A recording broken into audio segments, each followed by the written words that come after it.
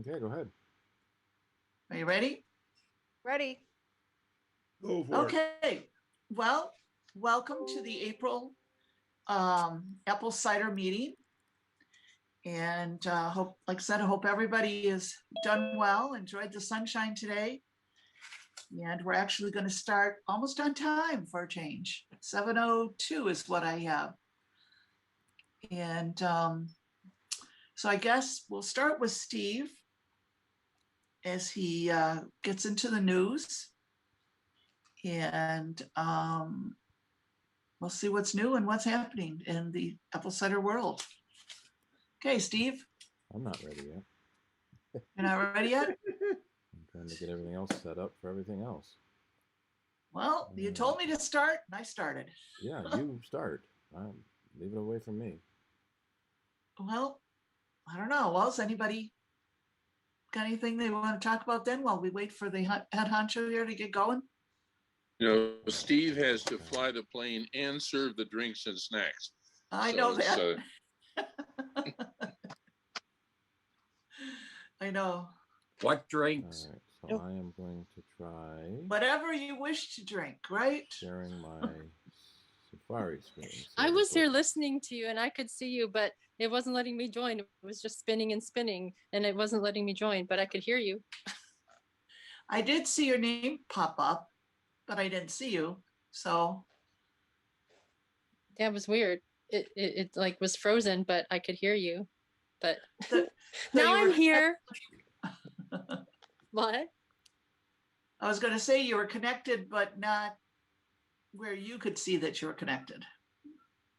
Oh yeah, I didn't try and talk because no, I couldn't because I didn't have any buttons. It was still on the join with video screen. It was frozen on that screen. I couldn't see you. I could hear you, but not see you. Okay. Anyway, no video for me yet. No, that's okay. I'm almost there. Almost there. Gotta make sure the YouTube is working. Wasn't there an Indiana Jones quote? We're almost there. Are we there yet? Are we there yet? No, Are we there yet? What is that from? Everything. Every childhood. Yeah, but wasn't it like, didn't it start in some movie? Wasn't there some movie where that was? Not that I recall. A million different things. Yeah. Movies, commercials, you know, are we there yet? All righty. Like sometimes there's something that you know so well and you don't realize that someone started it, you know, like, and you know, you don't know the origin of it that started in some TV show or movie. True. I just heard that, speaking of something from a movie, is Macaulay Culkin, who's got to be, what, 30 some years old? He's 40 and she's 36. And Brenda Song, who was on a lot of Disney shows and everything, they just had a baby. Oh my gosh, wow. And only 30? She's in her late 30s, he's older. And I thought he was married to somebody else once upon a time, but maybe not. People are together and they don't get married, so it doesn't really matter. But and what was weird is that I was watching what's its name? The Masked Singer. I was watching the Masked Singer. Oh, okay.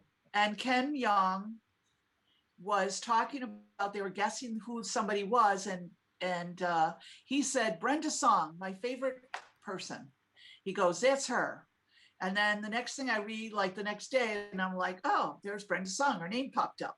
And I'm like, I always think about coincidences where you're like, haven't heard about her in ages, and all of a sudden 2 references, boom, within a day. You know? Yeah, I know. That always happens. And then do you ever think, like, I wonder if, was it total coincidence, or because it was in my mind, did I look for it or recognize it more? Right. But it just seemed weird that here I heard it, and next thing I know, I read about her. You know? Yeah. But it's like they come in threes, right? You hear Yeah, about someone and could they be. pop up.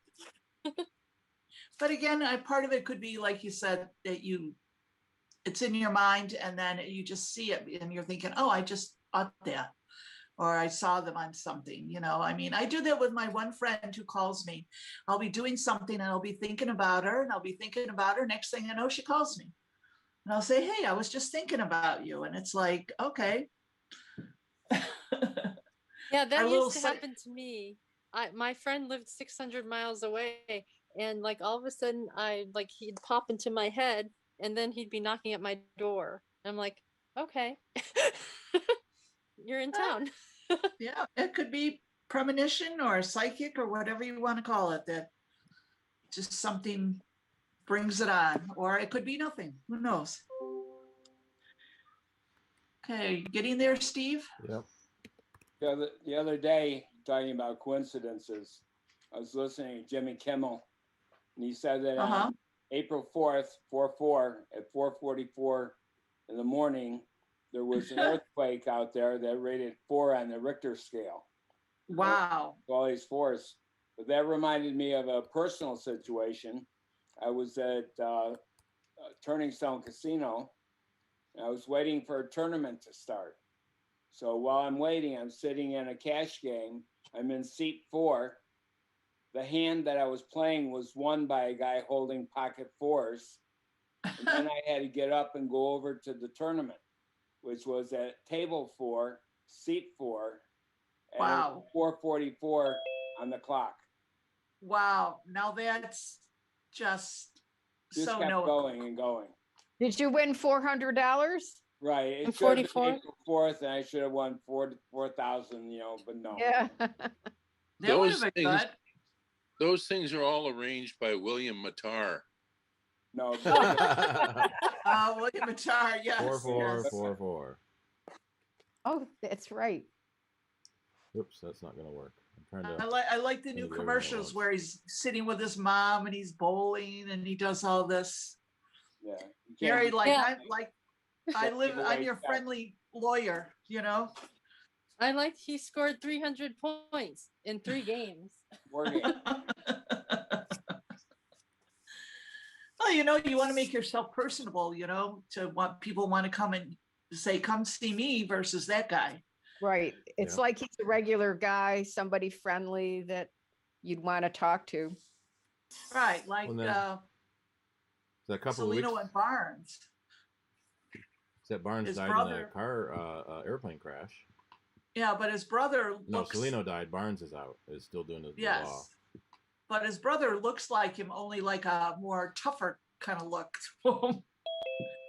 Yeah, I had to look up which one died because I thought, what is that guy doing on a commercial? I thought he died, and then I realized it was his brother. But right. They really look alike. Bernie yeah, Madoff. they did. What? Well, Bernie Madoff. Yeah, I saw he died. He just died today. Oh, okay. After, how long was he in prison? Quite a while, wasn't he? Too bad. Did he ever pay everyone back?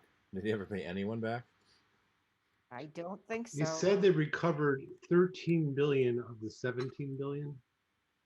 Oh, that's about almost 2/3 of it. Wow. I'm surprised. That's a lot.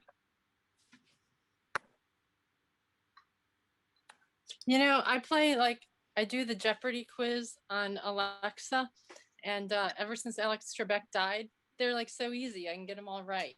They're not like Jeopardy questions anymore. I haven't watched the show since he died, but has it gotten easier? Because it's like we watch stupid. Well, twice as much because we get Alex Trebek reruns in the morning, and then we got the regular one at night. Yeah, they've Are the new ones easy? No, they're hard questions. They're having guest hosts for roughly 2 weeks each. And Football player Aaron Rodgers is the current host. Katie Couric was on. And oh God. I heard that they wanted LeVar Burton to take it over as host because he did Reading Rainbow. Well, but people are saying that. I don't think it came from the production.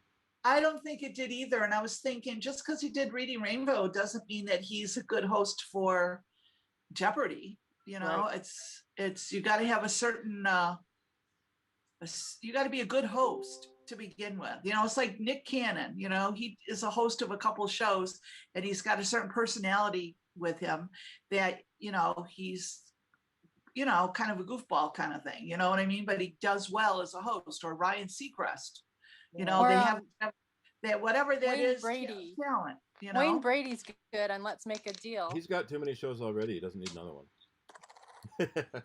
I'm you know, I'm I waiting for don't like. Steve Kornacki. I like him from MSNBC. I think he'd be good. Which one? Steve Kornacki, he does all Oh, the yeah, Steve. I like Steve. He has a lifelong dream of being a game show host. He used Really? to on the news. He would every week he would set up a news thing, and he had 3 guests come on, and he'd run his own little game show for about 10 minutes. Anderson Cooper's coming up next. Oh, Oh, yes, yeah. good. I He'll be like good. Anderson. Yeah, Anderson. will Oh, be good. Jimmy Fallon. They should hire Jimmy Fallon. He'd be awesome. Anyway, But- that's I think I'm set for the next thing. So we All can right. jump into that. All right. Well, then. So let's see if as soon as I start talking, I got to get my picture. Come on, switch to my picture, please. Now Zoom doesn't want to switch to my picture. Of course not. Well, It's then not Drew Carey. I don't Sure. like Drew Carey. Shirley can be on there. All right, I'll have to pin. There, I can pin me. Oh gosh, I'm on the iPhone. I can't see a thing. All right, so Tiny. some of the new stuff. So Apple Apple announced that their Find My network that you can use to find your devices is now going to be opening to third-party people. So like the Tile and Tracker apps that can track devices, they're going to now allow Find My to find those things too. And one of the things this is a result of, we think, is that there's been a lot of pressure, especially in the EU, on Apple locking out third-party companies. And so Apple created their own Find My network. There's no reason to buy a Tile or a Tracker anymore. Spotify has been a huge thorn in Apple's side. You know, with Apple Music, there's no reason to get Spotify or Pandora anymore. And then Fortnite is and Epic Games is pushing back on App Store stuff. So Apple's kind of getting hit from multiple fronts with third-party companies that are feeling slighted in the billions of dollars they're making. That is not quite enough. So now Apple has started opening up some of their stuff. Along the App Store line, they did announce that any company that makes less than $1 million a year in the App Store, their cut to Apple is going to drop to 15%, and anyone that makes over $1 million is going to stay at the 30% that it was, which is an industry standard for pretty much all the different industries. And so the joke is that that's everybody but Spotify and Fortnite are going to go down to 15%. Because they're the ones that are making a crap load of money. That Fortnite was making like $1 million a day on a free game. It was completely ridiculous on how much money they're generating. Steve, Yes. can you explain for me, an ignoramus here, what this Find My network is or does? Well, you have a Find My. It used to be called Find My iPhone. And then they added, is this just a boring press release? No, they added Find My Mac and Find My iPad, so that if you misplace one of your devices, you can go onto one of your other devices, or you can actually go to any computer and iCloud.com/find, and you can find the last location of your thing, which is handy to see if you left it at work and you're at home, or you left it at home and you're at work, or it's annoying when it says it's home and you can't find it anywhere. So then there's often a feature that will make it make noise or ding or ring at you, so you can try to find where you left it behind. And so there have been third-party companies that have made these finding things. One is Tile and one is Tracker. Tile is going to find too many hits. I gotta get this menu out of the way. Hold on a minute. Put that down there. CKR, I think Tracker was one of those sneaky ones that had no E in it. Track R. And you would buy these little devices about the size of a quarter, and you put it on your thing. And if you lost your thing, then you would use an app in the App Store to find where that thing is. One of the things they've done is that they've expanded. So Apple has expanded their Find My network to include some of the features that Tracker and Tile both used.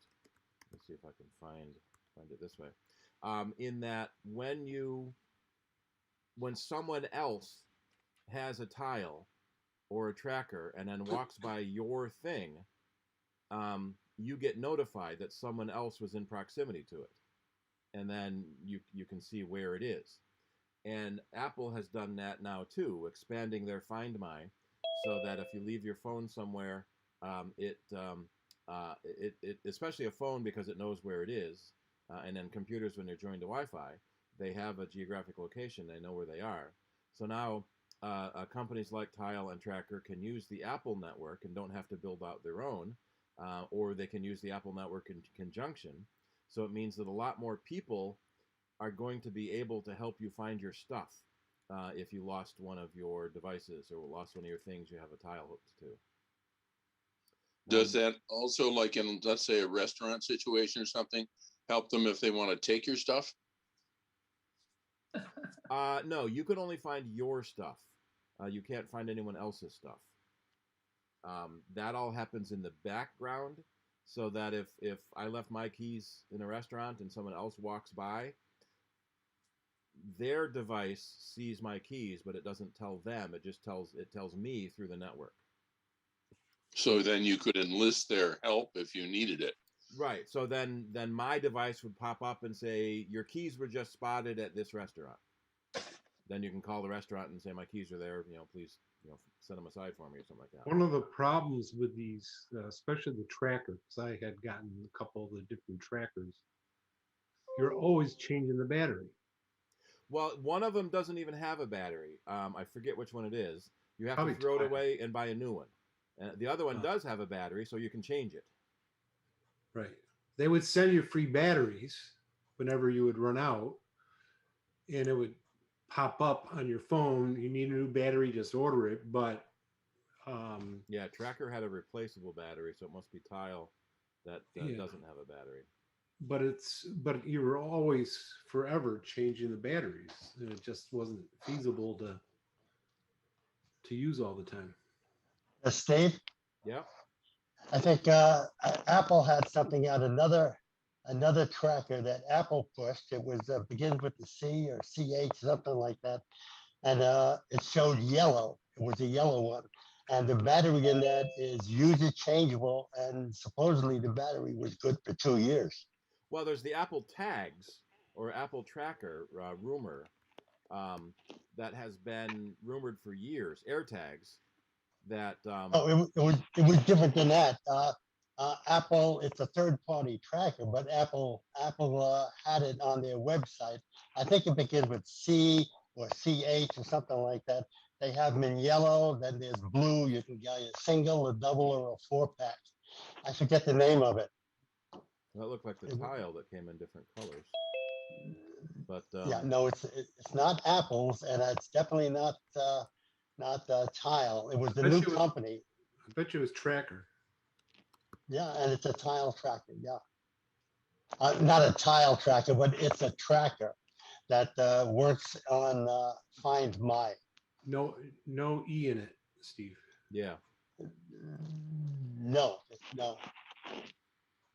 I know it began with C or CH. Yeah, there have been several companies that have come out with these, and part of the fear that has been sort of permeating the net is that Apple is going to release these AirTags that will really hurt Tile and Tracker and the other tracking companies, because they're an Apple one. So you're at the Apple store and you buy your iPhone, you buy your Mac, you buy your AirTag. The AirTags have been seen in code and in trademark filings for, I think, 2 years now, but they keep not getting released. One of the rumors is that because of COVID and the lockdown, we're not going anywhere, so we don't need to be tracked. And there was also the Apple Duo charger that they released, the MagSafe Duo charger, which is a really nice foldable pocket charger for your phone and your watch, but it's $129, which is pretty expensive for a charger that sits on your desk. But for something you fold and carry with you while you're traveling, it's not bad. But again, we haven't been traveling in a year, so it's expensive for that. I found the name, Steve. Yeah. Chipolo. CHIPOLO. Chipolo, not Chipotle. Yeah. Grill. No, Chipolo. They have Chipolo and Chipolo Plus, I guess. And Apple said how great it was, and I'm thinking that was Apple's way of zinging it to Kyle. Yeah, and then poor Chipolo was going to get hit when Apple makes their own. Yeah, well, of course. Yeah. But it's Apple's game. But supposedly it's good for 2 years, and that's the part that really surprised me. And it's user replaceable. Yeah. I never liked those. It says up to 2 years, but if you check your locations every couple of days, then it will only last a month, maybe. Yeah. So it's like the security cameras we see that have a rechargeable battery in them. We have one of them in our office, and it says it's supposed to last 6 months on a charge. Well, we only get a week or so because we have the video open, watching the video. But if you never look at the video, or only look at the video when it's triggered, then the battery does last a long time. But that kind of leads into the AirTags, kind of leads into the Apple event. There were a lot of rumors about a March event where they would announce new stuff, and that never happened. So now we're actually having an Apple event. It has officially been announced by Apple next Tuesday at 10 o'clock Pacific. They're calling it the Spring Forward or Spring Ahead. And most of the rumors are that it's going to be new iPad Pros. One of the big problems now, okay, come on, is that when you compare an iPad Pro that has the A12 processor against the iPad Air, which is presumably a lower class machine, it's got an A14 processor and is super whiz-bang fast. So right now, the iPad Air is the fastest iPad, which kind of kills even the iPad 11, iPad Pro 11, and iPad Pro 12.9. The iPad Pro still has a better camera. It has more storage options, but the processing chip in it is kind of weak. So that's the big rumor about what we're going to see is the new, let's see, iPads. I lost my train of thought. And then there was an article. A lot of articles are now talking about what might be there. There was a good one at Mac Rumors that they might be, what they might be announcing. They could come out with the 329 iPad hasn't been updated in a little while. The iPad Mini hasn't been updated in a long time. In fact, at Mac Rumors, they have a buyer's guide, which is pretty cool, where it tells you when the last product came out and if you should buy it or not, based on how long ago it was. So that means there's a new one coming. So the iPhone 12 is new, so that it just came out. In fact, it's only been 180 days since it came out. The iPad Pro has been almost 400 days since it came out. The iPad Mini, 758 days. So the longer it's been since it's come out, in fact, at the top here, it shows you the iPad Air is the newest one. The longer it's been since it's come out, the more likely it is to be replaced. And so they're warning that you may not want to buy it if there's a new one coming. The other thing that we're sort of expecting to see, We just got new Mac Minis and MacBook Airs. The MacBook Pro, the low-end MacBook Pros got the M1 upgrade, but the higher-end MacBook Pros did not. And there's a lot of rumors about a 14-inch redesign. And so the MacBook Pros with the Touch Bar at the higher end may come out with an M1 or even an M1X if they follow the pattern they did with the iPads to come up with a new one. And then the iMac has been quite a long time. And then especially the 21-inch hasn't been updated in a long time, since March of 2019. So there's a lot of rumors about the M1 iMac. So they're still going to be releasing M1 versions of all of the models. And so we're thinking that maybe we'll see the higher end MacBook Pros, possibly even, let's see, do they have the 16-inch MacBook Pro? Been over 500 days since that was updated. That's long overdue for an update, whether they go just a straight M1 or they do the redesigned case as well, which is the other rumors. And so trying to guess what they're going to come out with is how the blogosphere is sort of exploding right now. And so most of the places are talking about the new iPads, possibly new Macs, new generation of the noise canceling AirPods. And this was an interesting render here with the iMacs in the different colors, like the iPad Air has. One of the problems about making computers in different colors is that you never know what colors are going to sell, and you end up with too many of one and not enough of another. But Apple's done it in the past. We all remember the colorful iMac G3s. So that could be an interesting rumor. I don't know about this. Is violet. that purple? Yeah, this purple or violet. I'm not sure what they would call that. I went to that one too. Yeah. I want one. We were a little shocked at the orange, the tangerine iMac, on how sort of orange that was, and who would buy an orange iMac. And then we heard rumors. I would. Yeah, we heard rumors that Syracuse University bought thousands of them because it was their colors. So you never know what color is going to be popular when it comes out. And then we're still waiting on AirTags. It's been a couple of years. And what's interesting is as George mentioned, Apple's been talking about Chipolo. So we'll see if they get hit. And of course, since it's on 420, every time Tim Cook says great or best ever, you got to take a hit. Especially now that it's legal in New York.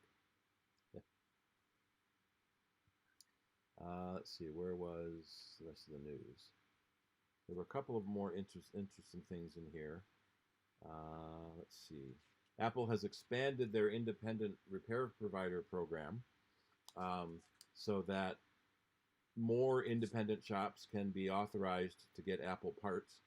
One of the big problems we see is people going to, I hate to say shady, but they go to too cheap a store and get something replaced, and then it's not done right. It breaks in a few weeks, and then they come into us, and we tell them it's got a third-party part. It's going to be a lot more expensive to repair it, to get a genuine Apple part in it. So it's nice that they're getting, they're allowing more companies to be out to get Apple parts through their repair program.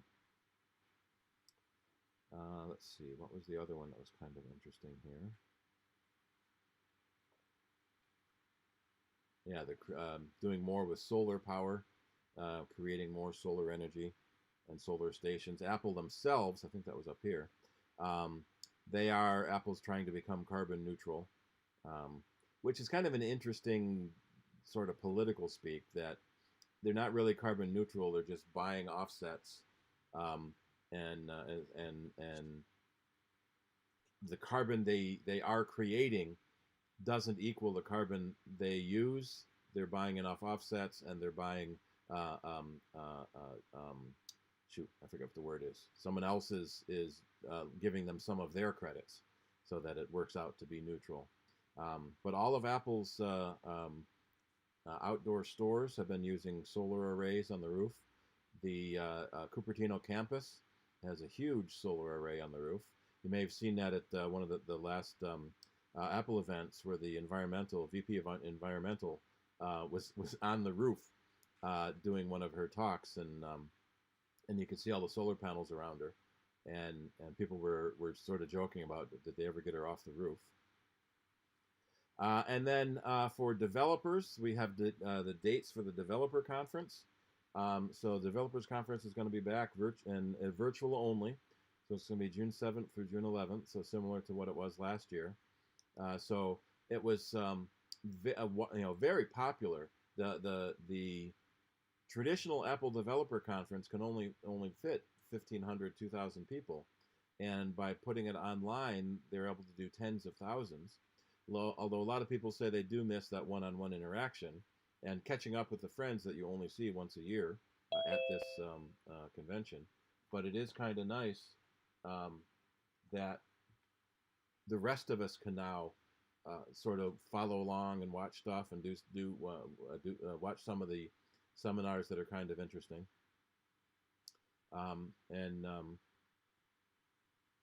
We're getting to see more rumors coming up about what's going to happen next. So that's kind of the big thing at the developer conference. We'll see what they announce then. Alrighty, let me close some of my windows here. Down to any tags. And I think that's about all I had for news. Anyone else have any other newsy things that have happened?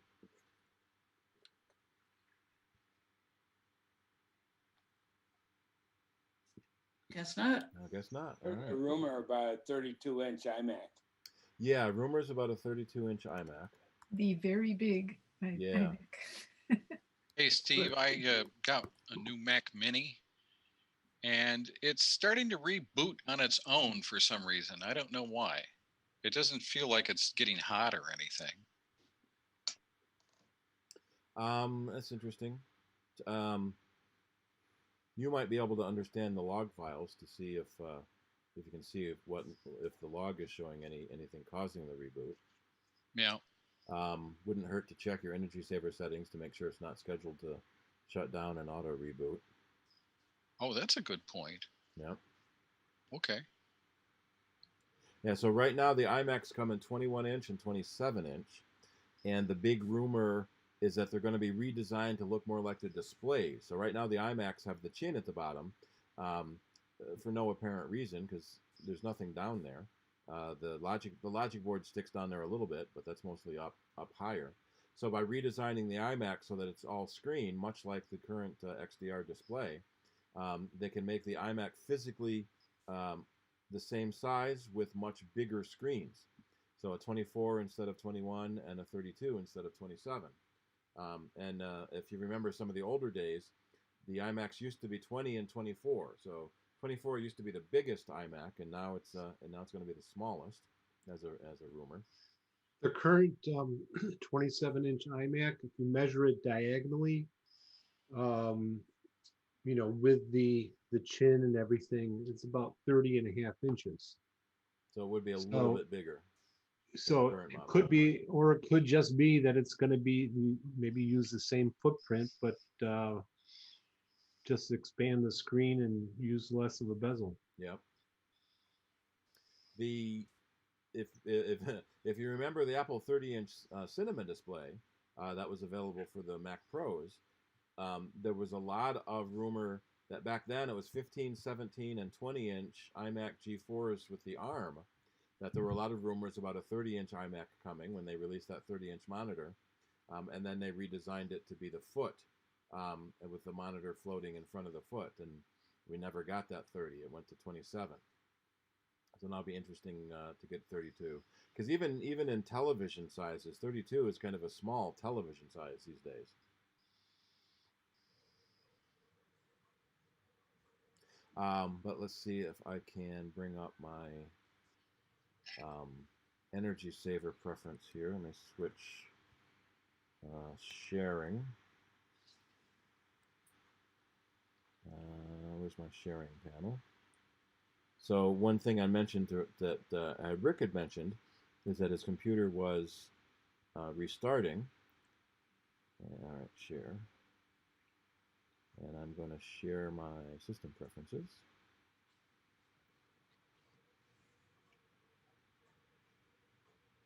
And let's see if that works. Okay. One of the system preferences is energy saver. And this lets you control when your screen will dim and when the screen turns off. And it's all about saving energy. In fact, let me go back a step. The energy saver icon is a LED light bulb now.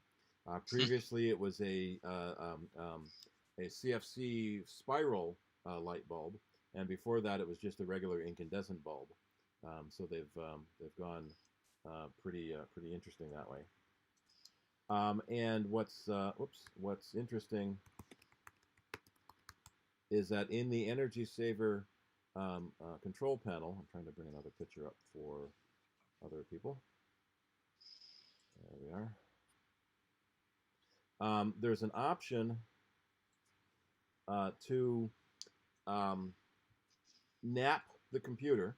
So your computer kind of has two energy state, well, three. Nobody expects this kind of transition. You've got off, on, and then especially laptops, but also desktops too, have a sleep mode where it goes to sleep, which is not as much as turning off. And so, especially on the laptop, you close the lid and it goes to sleep. You open the lid, it picks right back up where you left off. And so, computers were designed to go to sleep, so they use less power. You think about the millions of computers, running that aren't being used, and all the wasted electricity there is. What most of the manufacturers have done is had this sleep mode. Well, Apple introduced a new tier called napping, so they have a power nap. So when your Mac is asleep, it'll wake up just a bit to run a time machine backup, check for new email, new calendar events, so that even when it's sleeping, it can keep you up to date and send a reminder. You may have forgotten about the calendar event that come up when your computer's asleep. Since I am on a laptop now, I have an option of settings for the power adapter and then different settings for the battery. So when it's on the battery, in fact, I should lower that a little bit, you can make it go to sleep a lot faster, which then saves battery life. So that you get more battery life when you're not using your computer. And when it's on power adapter, it doesn't go to sleep as fast. Most of the time on this model computer, it's because we're doing a meeting. One of the options you have is called schedule, and you can schedule your computer to start or wake up either every day, weekdays, weekends, or specific days. And so what we see a lot of people do is every day they'll have their computer wake up at, say, 8:55 a.m., all right, 56, whatever. So when you get to work at 9, your computer's already on and ready. And then you can have it shut down weekdays, or how about every day, because in case we're working on the weekdays, we can say, 6:30 p.m.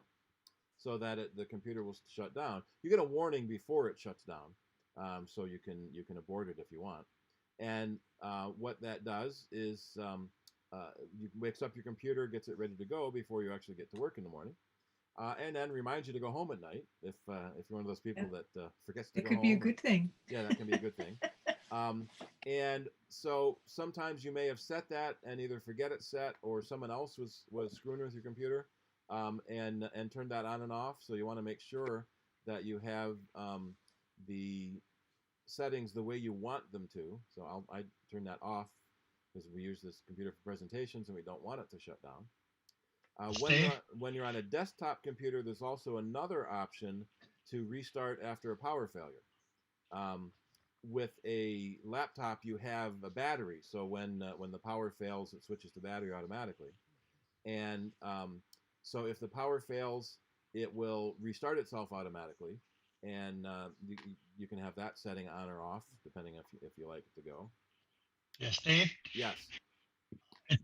When it turns off, let's say when you have it to do a turn off, it does not do a soft shutdown on your open applications, though, does it? Yes, it does. So because my computer at work does. So when you do a shutdown, if you have any apps open, it will close them. And if you have an unsaved document, it will stop and ask you to save it. So it will stop shutting down if you haven't saved a document. Because I've gotten back to my office in the morning and my computer is still sitting on there trying to shut down, but I haven't saved that last file, so it could never shut down. Okay. Steve, I think he was talking about an unplanned power outage versus a controlled shutdown. That's a good point too. An unplanned power outage, it's just gone. If there's no power, a desktop machine shuts itself off. There's nothing it can do to save your documents. Some applications have an auto save function, so every few minutes it will automatically save. But I've always tried to get in the habit of hitting Command S. If you're typing something and you got to stop and think about the next sentence, just hit Command S, so you're saving your document. If you live in an older house or a house that is prone to power failures, you might want to get a battery backup for your computer, a UPS, an uninterrupted power supply. You can get a pretty decent one in the 50 to 60 range that gives $50 to $60. That gives you 10 or 15 minutes of battery power, so you can shut down and save your documents normally. And most of them also have a USB connection, so that similar to my battery here on my laptop, there would be an option for UPS power. And if you weren't home when the power failed, the UPS could tell the computer to shut down itself, so it doesn't crash immediately. Steve, Yep. what OS is your computer running, the one you're using right now? This one is 10.15. The options are a little different with each new version. Well, the reason I asked is that I don't know what 10.15 is. I don't know if that's Catalina or what. Yeah. Okay, because I keep wanting to call it Ben-Hur, Big Sur. There's that business of the 80% charging thing and so on. And I disabled that on mine. And I'm looking at Coconut Battery. My cycle count is climbing very, very slowly. And now when I let the computer go to sleep, when I go to bed with the power turned off, it drops only to somewhere maybe the low 90% at the most. So I don't know, I just had to make that decision. But yeah, similar to that in Big Sur, in Catalina, they added this battery health option for laptops, where it will tell you your battery condition, which it will also tell you in the battery menu. If you pull the battery menu down in the menu bar, it will show you what applications are using the most power. And it also will tell you if your battery thinks it needs replacing. And there's a battery health management option. So because batteries age and their capacity is reduced, it will learn, I think this is where they started that, it will learn your habits and will manage the battery for you, so that if you routinely charge at night and then leave it plugged in until mid-afternoon, for example, and then go somewhere, it may not do a full charge until just before you routinely unplug it. So that way it doesn't cycle the battery as much, in which can help prolong the life of that battery. And then Charlie mentioned a program called Coconut Battery. I'm trying to see if mine will open. I have to install an update first. Coconut Battery is a third-party program. In fact, we can talk about that when we do our apps a little later on too. That gives you a lot more information and details about your battery. And one of the things is cycle count and battery capacity. I'm going to try sharing my entire screen so that I don't have to keep switching windows. Let me try that. I'm going to close that. I'm going to minimize that. So when you go into About This Mac, you have a system report option. And in that system report under power, it will tell you how many cycles your battery has on it. Nominally speaking, your computer should be able to get about 1,000 cycles. But the other thing that happens is how many cycles over time based on your capacity. So my battery has a full charge capacity of 6,500 milliamp hours, and the design capacity is 6,600 milliamp hours. So my battery is about 97% of its original capacity, and the battery was manufactured in October of 2019, and that kind of allows you to continue on with the health of your battery, to see how many cycles there are, and to see how often you have to recharge and things like that. So that's kind of a neat way to do it. And I need to turn off something here. I got to turn off Safari and turn on desktop for people on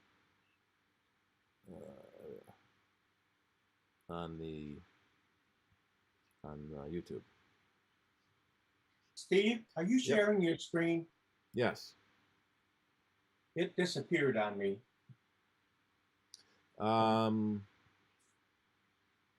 May have moved off of the edge of the window. Let me try again here.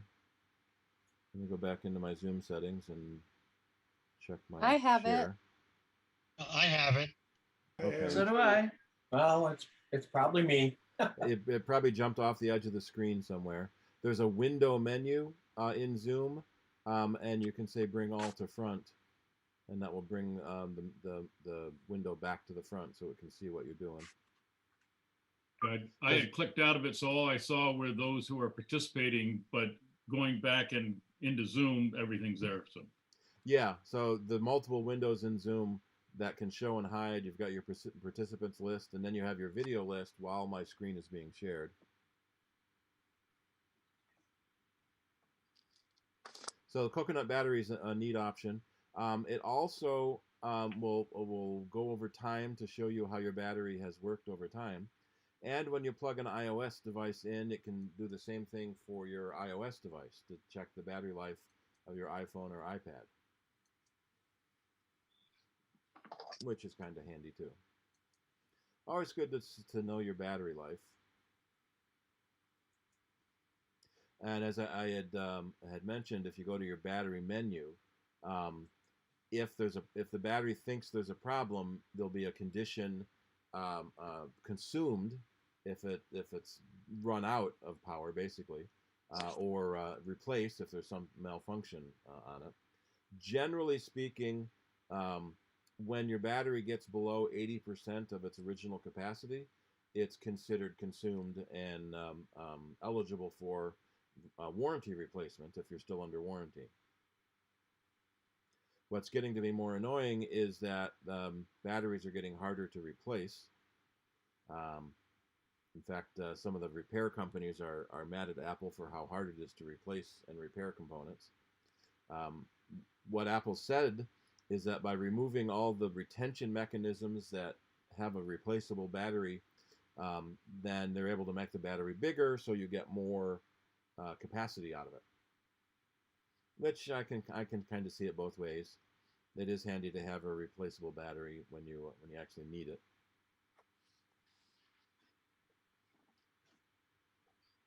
All right, let me get back to my CIDER thing. All right, do we have another question?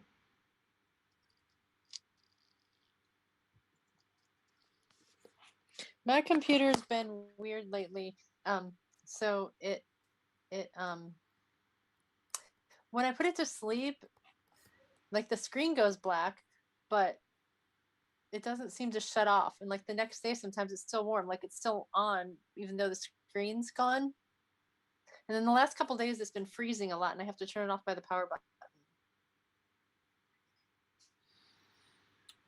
That may indicate there's a stuck program somewhere. When you put the computer to sleep, it doesn't turn off, so it still will be a little warm because it's running. But it should wake back up again. We have seen cases where, especially laptops, will go to sleep and won't wake back up again. The screen just stays black until you to repower it. And often what that means is that there's some program that's hung and couldn't come back again. Apple has its built-in diagnostics that you can get to by rebooting and holding the D key down on your computer, D for diagnostics. That runs some basic hardware diagnostics to see if there's a problem. And then also, sort of leaking into our main presentation on applications, in your utilities folder is disk utility. And one of the options in disk utility is called first aid. And first aid will run checks on the directory and file system to see if there's something wrong there. Because a lot of times when a computer crashes, it's because it tried to find a file and couldn't, because something was wrong with the directory. And the directory is what keeps track of where all your files are so the system can get back to them. Generally speaking, it can't repair damage to your boot volume. So you would typically need to reboot to the recovery volume, which is Command R. So you can reboot your you can repair your boot volume. But one of the things Apple has done recently, starting in 10.15, is they've separated your system volume and your data volume. So the operating system lives on one volume, and it's sort of read-only, so that it's trying to minimize the problems that can occur in the operating system. And any change you make to the system volume needs your password. And your data, your home folder, the stuff you've put on it, are in a separate volume called data. And what gets a little sneaky is that to you on your desktop, it only looks like a single icon. So it's a single volume, but hiding underneath, it's actually those two volumes. So being able to run that first aid on your volumes, you can try to see if there's any problems in the volume or the container. If there is a problem that it can't fix, then you reboot the recovery volume so that it can repair your main boot volume, which is a little hard to show because I don't want to reboot my computer.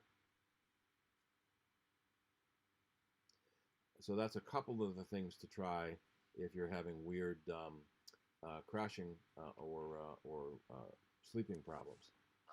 I guess the problem isn't sleeping; the problem is waking up again. I guess that's always the big problem, right? You always want to make sure that you wake up when you go to sleep.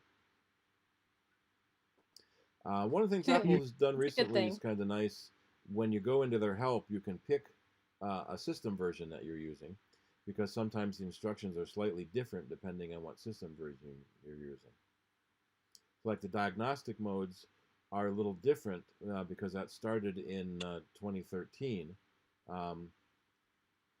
Before that, it was hardware test, and then before that, you had to boot the CD that came with the computer for diagnostics. But in 2012, they stopped including CD drives, and so they stopped including operating systems on CD, and so that's where the recovery volume first started happening. That there's a small volume on your drive that has emergency utilities and the ability to reinstall the system if something goes wrong with your main volume.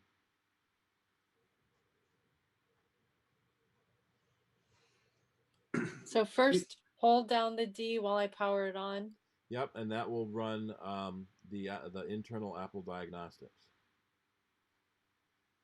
And that will run through some basic hardware testing to see if it sees anything wrong in the hardware.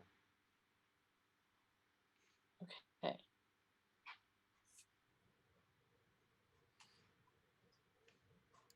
All right. Another question? Steve? Yeah, Go I've ahead, got Ken. one. Well, I see Ken Yeah. raised his hand. Hey, that's a good idea. There's a raise Yeah. hand feature in Zoom. Yeah. You were talking about the file system in the new Macs, starting in Catalina, where you have the hard drive, and then you have the data drive. Right, you have 2 volumes on 1 drive.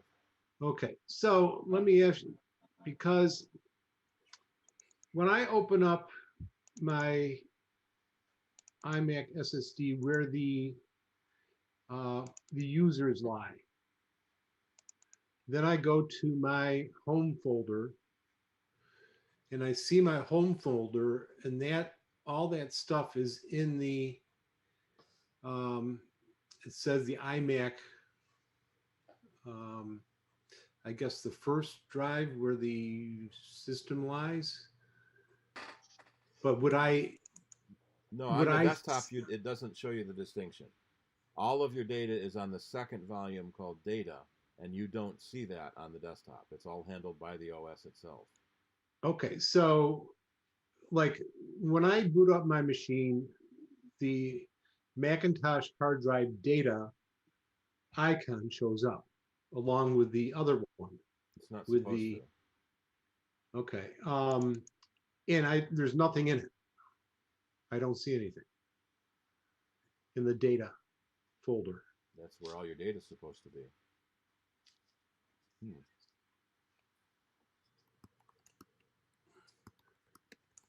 Did you have a problem and need to reinstall the OS at some point?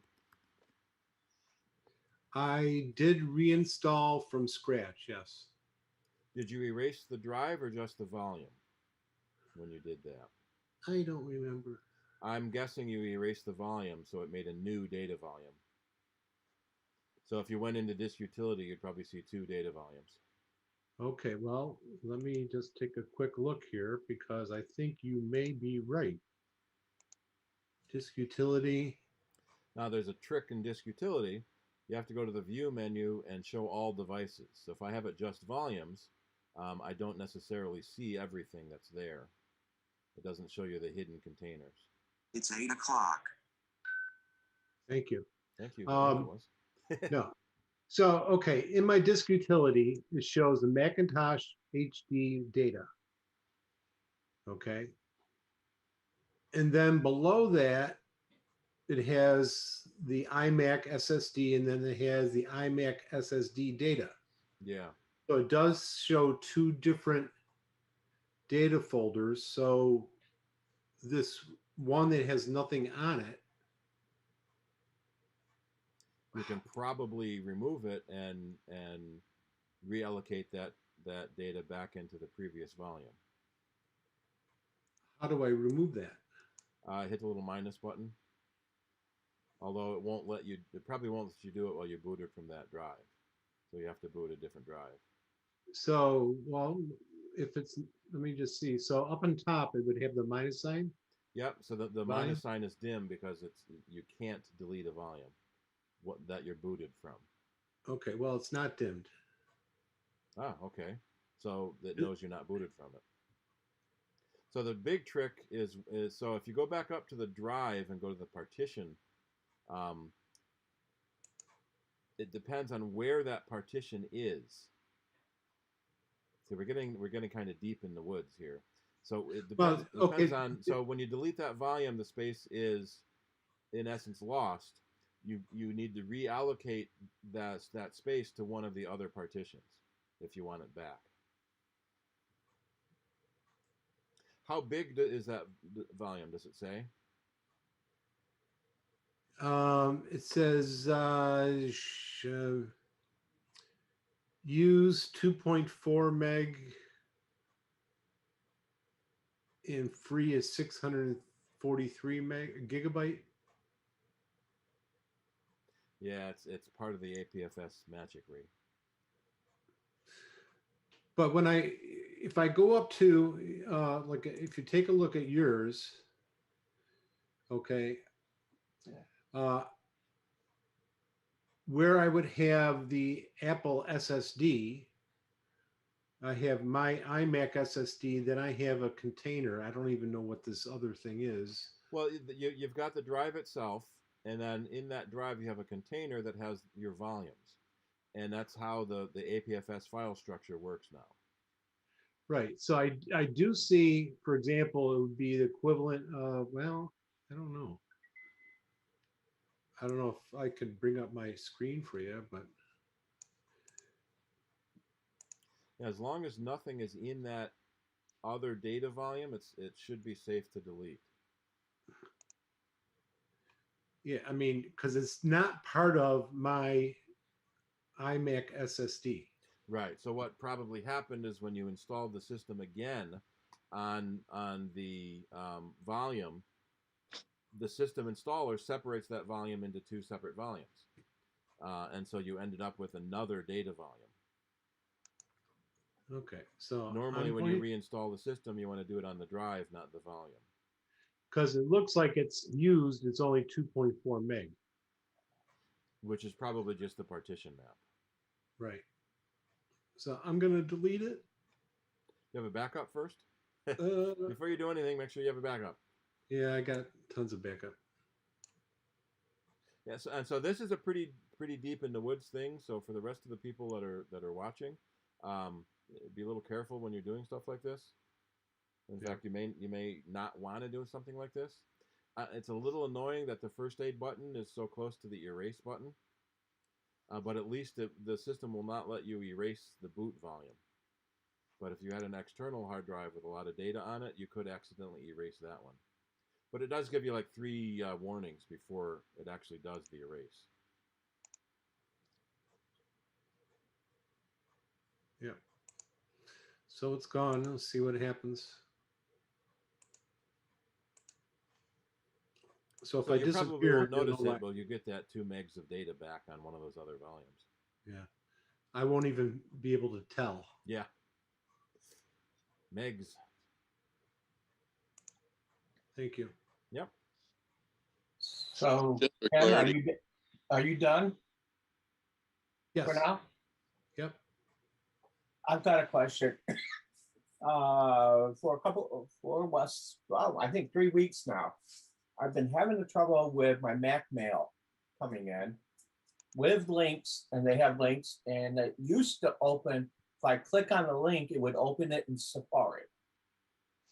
What I have to do now is save the link and open it separately in Safari. What happens when you try now? I got.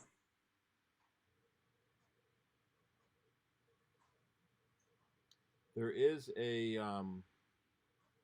security precaution so that it tries not to open links in mail that might be malicious links.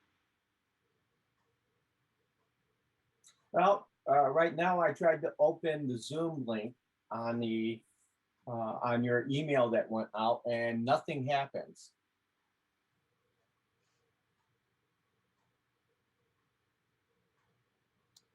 I actually have to go and say copy link. There it is. And then go over and open a new tab in browse in Safari, and have it do a go basically on it. It should either open or you should get an error. So why? No errors. Why is it not working? Well, I did have a Safari update that I installed. Clear your history. Clear your cache.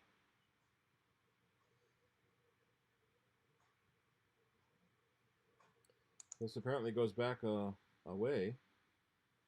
Reports from 2014, 2015. Here's an Apple tech note. What operating system are you running? Catalina. All right, let's see what the suggestions are for that.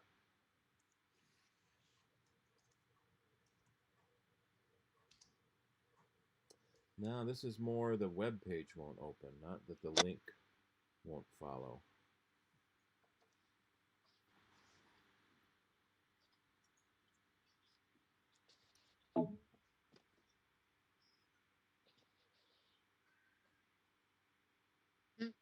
And when you actually paste the link in, it works.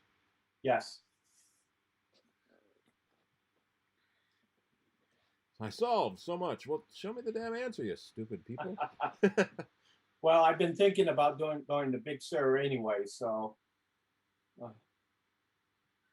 I am still a little hesitant on Big Sur. It changes the look so much, and the difference from Catalina is not too bad in terms of compatibility with programs, but it feels so different. We have a couple of computers at the office we have on it just to test with, and we get a lot of people calling us and said, woke up this morning, my computer looks completely different and nothing works. Well, because you said install Big Sur last night. I have a quick question here. I am only getting the thumbnail views of the participants instead of the thing where the speaker pops up when they speak. Is that because you are sharing screen, Steve? Probably. The thumbnail view is you should be able to off to the side, and there's three or four icons to show you how many thumbnails you can. Oh, you're on your iPad too. It's different on the iPad. Right. Yeah, I'm on the iPad, so I can't change that because I couldn't identify who you were talking to by their voice. Who was it? I don't know either. I didn't recognize the voice either. Mystery member, please identify yourself. I didn't know if maybe it was Lyndon, but I'm not sure. We've got 18 people. I was asking about Safari and an email. Yeah. Who's that? That's Lyndon. That's Lyndon? Oh, okay. Yeah, I'm not getting your thumbnail either. So this person that said solved, it was you go into your system preference and make sure Safari is your default browser. But that seems to be a given. Let's try to find one of these that are a little newer than so old.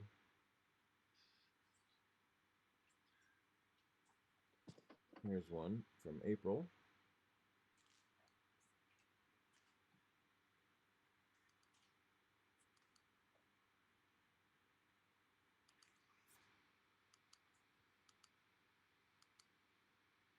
Now try a different browser and set it as the default, and then set Safari back as your default again.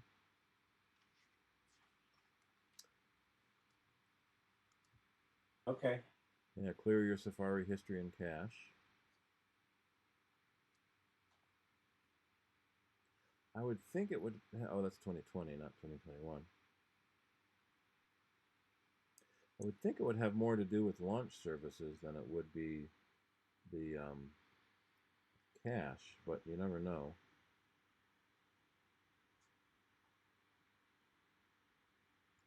Let's see.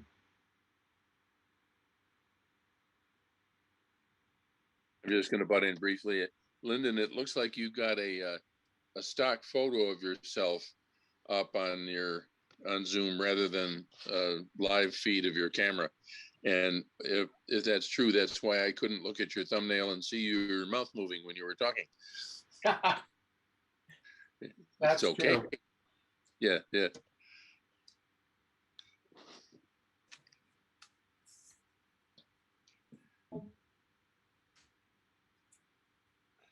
I tend to use the stock photo when I'm at work. It's a nice photo, but the lips don't move. Yeah, this doesn't work. Alert from Zapo's home camera.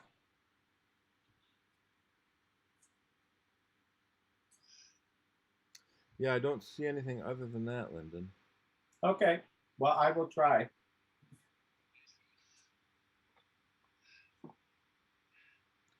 May not hurt to do a safe boot so it clears all your system caches too.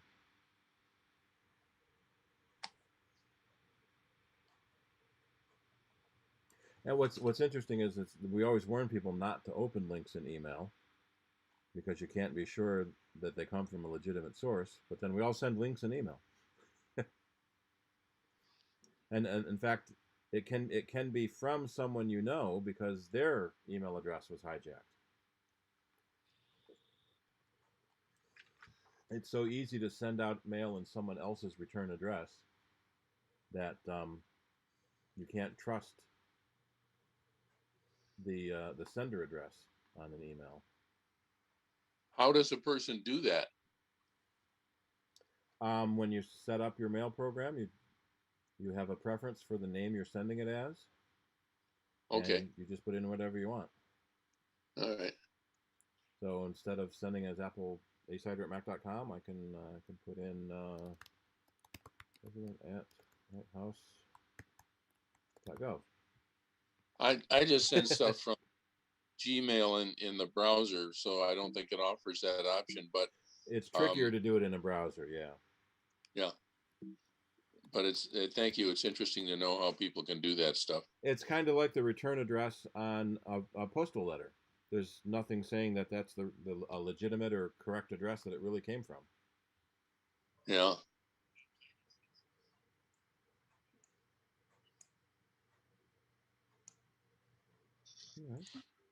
Another question? I do have one. So can I That's all follow right. up? Just don't forget me. Yep. Yeah, go ahead, Kim. I hit D and turned it on. It didn't do anything different. What was it supposed to do? Going to Apple Diagnostics. How long did you hold the D key for? I held it down and then I held the power button until it turned on. And then let them both go. No, you Am have I to supposed to hold it longer? You have to hold the D key until the diagnostics start. So D power, let go of the power and hold the D. Okay, gotcha. Well, power. Okay. Well, what year is your computer? 13. It should be there. And they have a wired keyboard or wireless keyboard? Wired. Okay. So sometimes you have to turn it on first, wait for the keyboard to be initialized, hit the D key, then it starts booting. So you have to time it really quickly.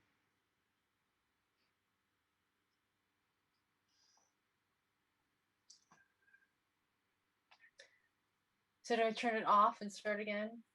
Yeah, you have to do it from a cold boot. And then what was the other one? Where do I find the first aid? In disk utility, in the utilities folder.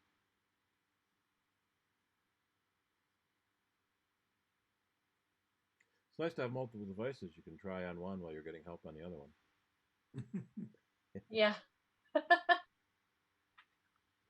All right, Charlie, what was your question? Yeah, I just got a new printer. I had talked with a few people in the club about possibly getting a color laser printer, but I decided against it because they were too big and heavy, and the ones that were small were all sold out on different sites I looked at. So people are buying printers. But anyway, I got an Epson ink tank printer. So at least I'm not stuck with the cartridge problem now. But did Shaquille O'Neal come with it? Pardon me? Shaquille O'Neal is their a spokesperson for it, so he's doing all the ads for it. So did he come and set it up for you? Well, I don't know. I've thrown out the box. He might have been in there, but I don't know. I think you would have noticed. He's pretty big. Yeah. I thought so. Yeah. Hard to miss. Oh, yeah. He did pop up in somewhere in the process. But anyway, I went through the setup process and it went okay. I had a choice for the wireless feature. I had a choice at one point, I believe, between AirPrint and doing it through my Wi-Fi network. I chose the Wi-Fi network out of ignorance because at the time it warned you that some features might not be available unless you use the Wi-Fi network. And afterwards, I think I figured out what they're talking about. They have a deal where you create an account with Epson and then you can print from anywhere to your home printer or whatever, so I'm assuming that's why it needed to be on the net. That's USB versus Wi-Fi. The AirPrint is the print driver, and that works on any network connection or USB connection. Does AirPrint go through your Wi-Fi network, or does it broadcast directly from your computer to the printer? It goes through your network, whether it's wired or wireless. Okay, all right. So anyway, but if the printer is connected to wireless, either wired or wireless, then it can talk to the internet, and you can print remotely. And the printer can also do firmware updates, and it can tell Epson when you're out of ink. One of the services they offer is an ink subscription. So when you get low on ink, it just automatically shows up in your mail. Yeah. Well, it also has those little, you got the picture of it up and down in the right corner is the ink tanks, and Those you bigger can bottles instead of the tiny little things. right, and you can see the ink level through those windows on the tanks. Yep. But anyway, so the deal is, for security, do I need to put some kind of password on the printer itself, or how does that work? I kind of looked in the user's guide and got confused and decided to wait and ask you. Well, technically, yes, the printer should have its own password, but the printer is already behind your network password, which is also in your physical house. So someone would have to get your Wi-Fi password or be physically in your house to get to the printer in order to access the printer. So they have to go through the Wi-Fi network to get to the printer. They can't just get directly to the printer. Some printers do have a Wi-Fi direct option. We generally recommend you turn that off. I don't know if Epson does or not. The intent is that when a guest comes into your house, they can join the printer network. The printer creates its own wireless network, so they can print without joining your network. But the amount of times that is likely to happen isn't worth the security risk of having two separate networks in your printer, having it publish a public network that anyone can access. Right. And what was that feature called again, so I can look for it? I know HP calls it Wi-Fi Direct or Wireless Direct. I'm trying to see if Epson shows anything on there. Is there a spec sheet? If they have a different name for it. Yeah, if you look at your printer cartridges, most of them are like half a milliliter, which is a tiny amount of ink. And at $20 or $30 a cartridge, you're looking at $4,000 a gallon. These EcoTank printers have much bigger ink bottles, so that the cost per print is significantly lower. They're saying as low as 20 cents a page. Yeah, they'll last a while. And one of the problems with I had an HP that worked for a number of years and then it just died. But one of the problems with the color cartridges was that, again, they don't have much ink in them. So to keep them from drying up, you kind of had to print color occasionally. And if you did that, it used up the ink fast. So with this new arrangement, just once a week, I printed one of those test page things that has the black and the 3 different colors on it off the internet, but really big, so it fills the page. And I just left that on the platen or whatever of the printer, and once a week I can hit color copy, and it does that, which pretty much should clean out the nozzles. I actually did have a problem with a line a couple of weeks ago, a blank line through one of the colors, and I ran the nozzle cleaning feature of this, and that fixed it. So it's a much better arrangement from the standpoint of actually having. The other thing with a color cartridge is that, one color would run out and the others were still there, and just roof. Anyway, I basically leave the printer turned off except when I need it, and I just turn the power on, and then I print wirelessly to it from my MacBook. So I think that's enough security for me. I used, I've talked about the thing that you turned me on that shows things on your Wi-Fi network, and once I had, it didn't show it initially, and then once I had used the printer once and turned it on and so forth, powered it up and turned it on, it did show up in Fing. And it continued to show up in Fing even after it had been powered off. But I think it does not show as being available or active or whatever term. Yeah, it so would show as a recent device that would be offline. And it looks right. like Epson does support Wi-Fi Direct on many of its printers. So I need to look through the user guide to see. That's something there. you have to turn on yourself, so it's probably off by default. In fact, if you go to your Wi-Fi menu, you'd probably see the name of the printer as its own Wi-Fi network. And if you don't see it, then that feature would be off. Yeah, that's a good point, because it used to be that when I went to my Wi-Fi network, I would see like a whole ton of my neighbors' different Wi-Fi networks on there. Yeah. Since I've gone to Big Sur, it doesn't show as many right off the bat anyway. But you would see sort of like Internet of Things type stuff where there would be like living room speaker. And occasionally I would just for grins try to access one of those. And I think it was probably password protected or something, but no, I wasn't intending to. If there's a padlock showing, then it's protected. And if there's no Right. padlock, it's open. Right. Okay. Well, I will kind of look around for that Wi-Fi Direct. And thanks for showing the Google search for it there on the screen, because I will look into that and make sure it's off, and then not worry about putting a password onto the printer itself. All right. It sounds good. right. Yep. Thank you. Hey, All right. Carl. Carl, you've got your hand up there. Did you have a question? And you're muted too.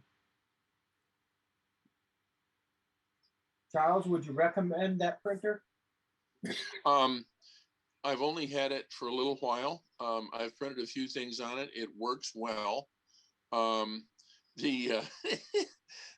There's a little screen on the front of it, and the user comments reviews said, the screen was really small. Well, it is, and I actually, with my old eyes, had to get a magnifying glass to identify the icon for one of the buttons that I was supposed to push. But it looked like a little Space Invader alien to me. And once I looked at it, I realized that it was what it was. And so I was okay there. You do have to kind of poke through things. I don't think it's as simple as the HP one had been. But on the other hand, I think it gives you some options, like that whole business of cleaning the print head nozzles and stuff like that, which of course I guess you didn't do on the HP because it was cartridges. But I mean, so far so good. It hasn't. It prints every time I turn it on and want to print to it, and the quality's good. So it's the two big problems with ink printers are the ink drying out before you use it. So if you don't use it much, it can dry out, and the cost per cartridge. So Epson has addressed that cost per cartridge with bigger cartridges, which is handy. But I still like laser, powdered laser toner instead of the liquid ink. Well, in terms of regular color printing. But if you're doing color photos, then a liquid ink printer is better, because the liquid can mix better than toner dots can. Color photos look really good on a printer. I'm trying to find the 3290. That's the one I just set up for a customer the other day, and so we really like the Brother laser printers because they're inexpensive and 3270 is the printer only. But as Charlie said, they're so out of stock. It's interesting that so many production lines were shut down because components were not available during COVID, and we're still running into problems like that. The one I got, I believe, is an Epson 2760. And so far, so good. Yep. But I was reading articles online about the whole business of ink cartridges versus ink tanks and so on. And what they said was that when everything was ink cartridges, that, as we all know, the printers were cheap and the cartridges were expensive. And now that they are offering ink tank type stuff, because they're not going to make so much money on the ink, they're charging more for the printers. Yeah, there was some insider years ago that he would buy the cheapest printer he could. You get a $30 inkjet printer, and you could print a few hundred pages on it, and then it needed ink, and you go out and buy another $30 printer, and that was cheaper than replacing the $30 ink cartridges. Yeah. Especially very there isn't that big of a need to print much anymore. Mac Mall used to give you a deal if you bought a computer from them. They'd give you a free printer. Yeah, Apple had that every now and then too, because the company knows you're going to make it up for in the ink. But we've sold a lot of these Brother 3270s. But as you mentioned, they are physically a little bit bigger and a bit heavier because there's more mechanism involved. And you have four toner cartridges. I'm trying to see. They don't have a picture of the insides of it. You have 4 toner cartridges for each of the 4 colors. I've seen some of the bigger printers will actually use gallon ink jugs. So it's a commercial inkjet printers. Wow. You plug a gallon jug into each of the color tanks, so that it doesn't have to use any of the tiny ink. I have to say that during the setup, they filling the ink tanks from the ink bottles worked just as great as they said it did. They've got the nozzles all keyed, so you can only put them in the right hole, and they didn't spill a drop in the whole process. The only thing is, if you move the printer around, I guess you don't want to tilt it.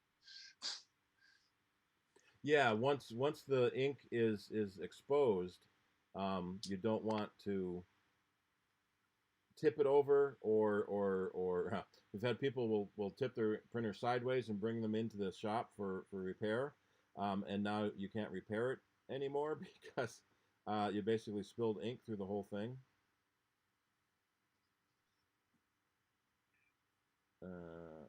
I just noticed that there we are. My window is covering the logo. All right, so Carl, you had your hand up there. I think I'm unmuted. Yep, we can hear you. I forgot what I was going to ask, but it's been a long day. I worked, and then I worked out in the yard, and I am fading, so I'm going to sign off. Okay. No problem. But actually, this has been great. Even though we haven't gotten to the main program, the question and answers has been wonderful. We're sort of merging back and forth between utilities and apps and questions, and and I'm glad I'm back with apple cider. We're glad to have you back. Yay, thank you. Welcome. It's been a long time. I think you predate me. I think you were there when I started.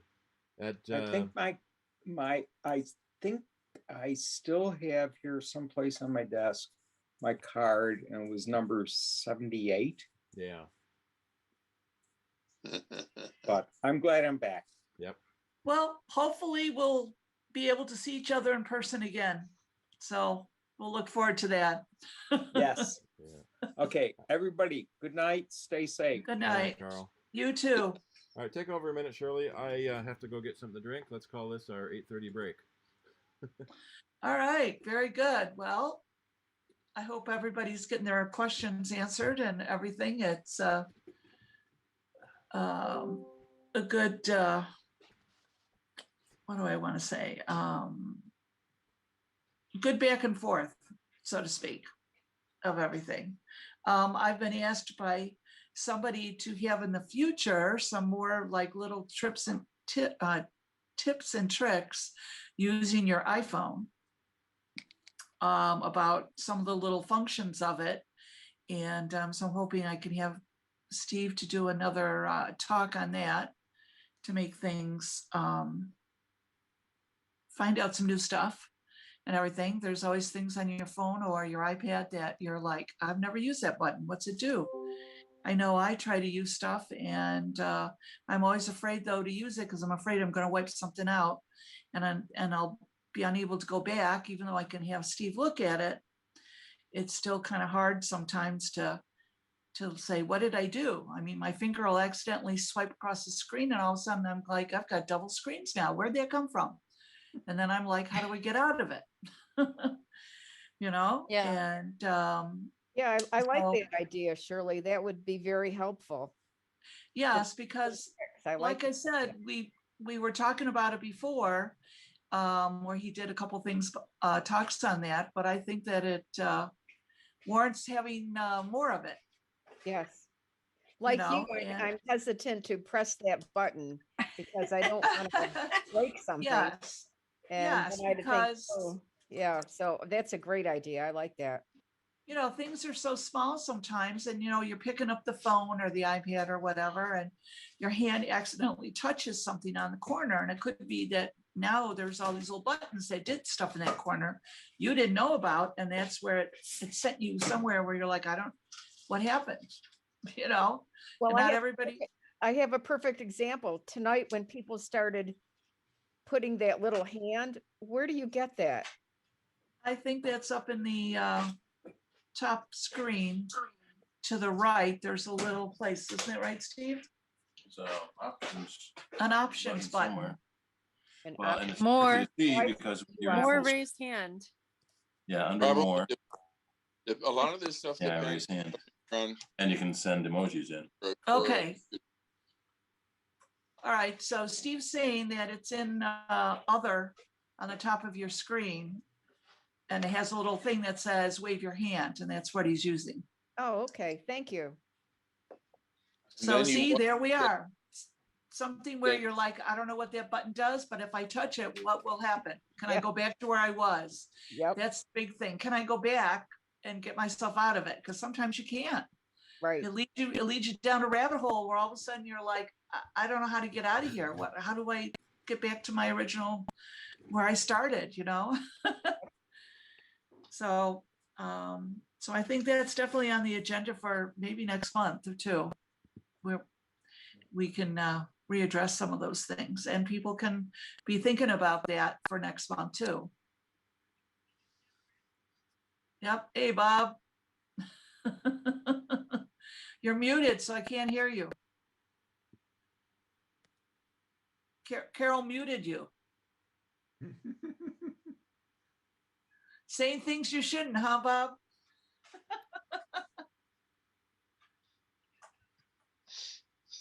So, He's going back to the other room. yep. I think Steve's back.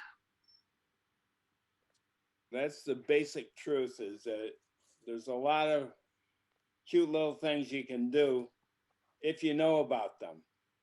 Right. And, you know, there's so much that's lost in the haze. It's a proverbial needle in a haystack. Right. Once you know about them, well, they're easy. But if you don't know about them, Right, because you tend to use stuff that you use a lot of, that you get familiar with it, you know, and you forget that there's so many other things which you kind of know about, but then, you know, when somebody knows about it, it's like, oh, just hit this button, boom, boom, boom, see, you can do this. But if you don't know, you're like, well, if I'm not unsure and I hit that button, maybe it's giving me to a different screen I don't want, and then I want to be able to keep going back to where I was so I can get out of it, you know, and sometimes you can't do that.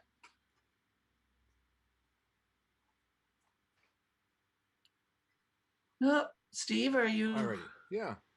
So from what You want to Charlie do was- the main? Sorry, I was going to say, did you want to do our main event there? Well, we kind of already have been going back and forth, but All right, well, then I can whatever. show another app that goes back to what Charlie was talking about, Find My. Starting in 10:15, you have a Find My app in the app folder, which then will let you find your devices. And we'll open that up. And yes, we'll let it use location so it knows where you are in comparison to your stuff. And so you get a map of where your stuff is. And so this is everything that you have associated with your Apple ID. And so on this computer, it's only this one device. So if you had iPhones and iPads, it would show up, excuse me, and you could see if you left it somewhere. They've also incorporated Find My Friends. So you can share your location with another person, you know, like a spouse, or what you can do, you can go to your kids' devices and turn on share location and make yourself a friend. So then you can always track your kids because they'll never lose their phone. So you can see any of the friends that you've allowed to track you. Now that only exists, the app it only exists in 10.15 and later.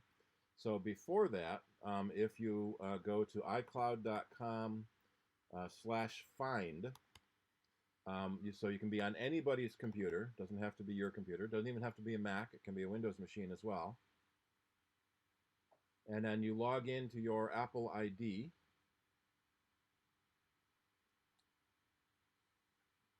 As it comes up here.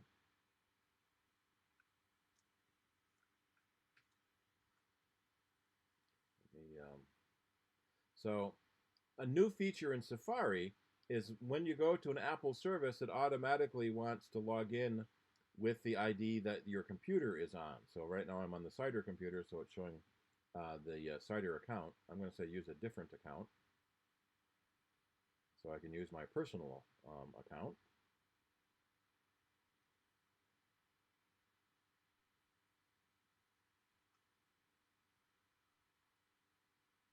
And if it's the first time you've logged in to Apple on that browser, it will ask if you want to trust that browser. If it is your computer, you can say yes. If it's someone else's computer, say no, because you don't want their devices to be a trusted device. So now it's looking for all the devices on my network. I'm sorry, all my devices that are on my Apple ID. And it found a bunch of them here at home and some at work. So I can go to my all devices and it shows me all my devices and some that are offline. So my my Mac Mini is offline, my AirPods are offline. And so you can see where a specific device is. So this iPhone I have on my account is at my office. And if I go back and say, where is my other iPhone? Well, that's at the house. So if you lose a device, you can find it. And if it does say it's where you are and you can't find it, you have a play sound option. And so you can have that device play a sound. And you can't hear it because it's in the other room. There it goes. You might be able to hear it through the mic. Yep. And so then you can track down where it went. So if it's with that, the volume on that thing you're looking for has to be up, doesn't it? No, it does not. My phone is muted at the moment, and Okay. And I can hear. Actually, it's in this room. I thought it was on the charger. So I'm gonna go here, and it has an alert on. The call is coming from inside the house. Inside the house, yeah. You know, because I like that. I just always say, "Hey Siri, where are you?" And she goes, "I'm here." And Yep. and if I don't hear her, I go in another room. I'm like, "Hey Siri, where are you?" Until she tells me I'm here. I like that. did find a feature on the Apple Watch. I don't know if I'm gonna be able to show this very easily. My Siri just heard you. Yeah. She what? My HomePod just answered you. Mine didn't. Mine didn't answer me. On the Apple Watch, you have a Find My Phone icon as well, so that so your watch is paired to your phone. So if you can't find your phone, you can tap it on your watch. And Jackie made fun of me one day when I couldn't find my phone a few months ago. So I'm hitting the button. I can hear it beep on the other side of the room. So I walk over there. I hit the button. Then it beeps on the first side of the room. And what the heck? It's moving. So I'm looking in my coat pocket, and I don't find it in my coat pocket anywhere. I keep hitting the button. Finally found it in my pants pocket. Oh, no. And I hardly ever put my phone in my pants. What's it doing there? Yeah, what's it doing there? Why is it there? So she got a kick out of me. yeah, I know I lost my phone. I thought I did, and I went home and got my iPad and went back, tried to find it, and brought up the map. Brought me within a few feet of it, but the volume was down on the phone, so I didn't know I could ring it even though the volume was down on the phone.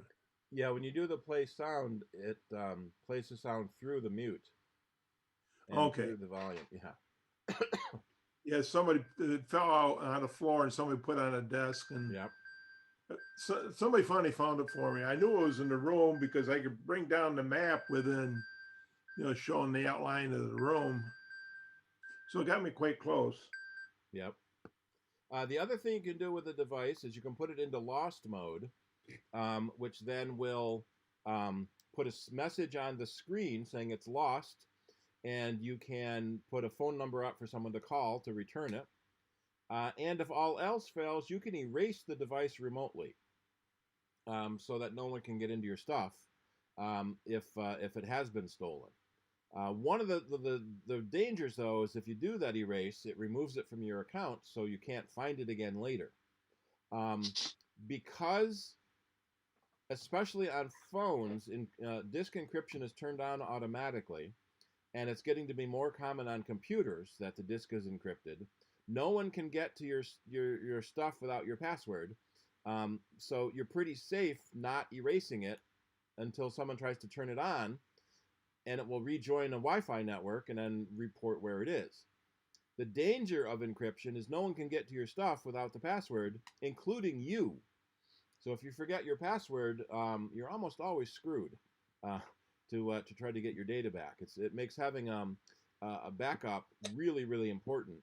And one of the things we recommend is that if you encrypt your main hard drive, do not encrypt your backup drive, because if both of the encryptions have a problem, or you forget the password, you can't get to either data. So don't do that. So if I go to my computers are all offline. So I can play a sound. I can lock the computer so that no one else can use it.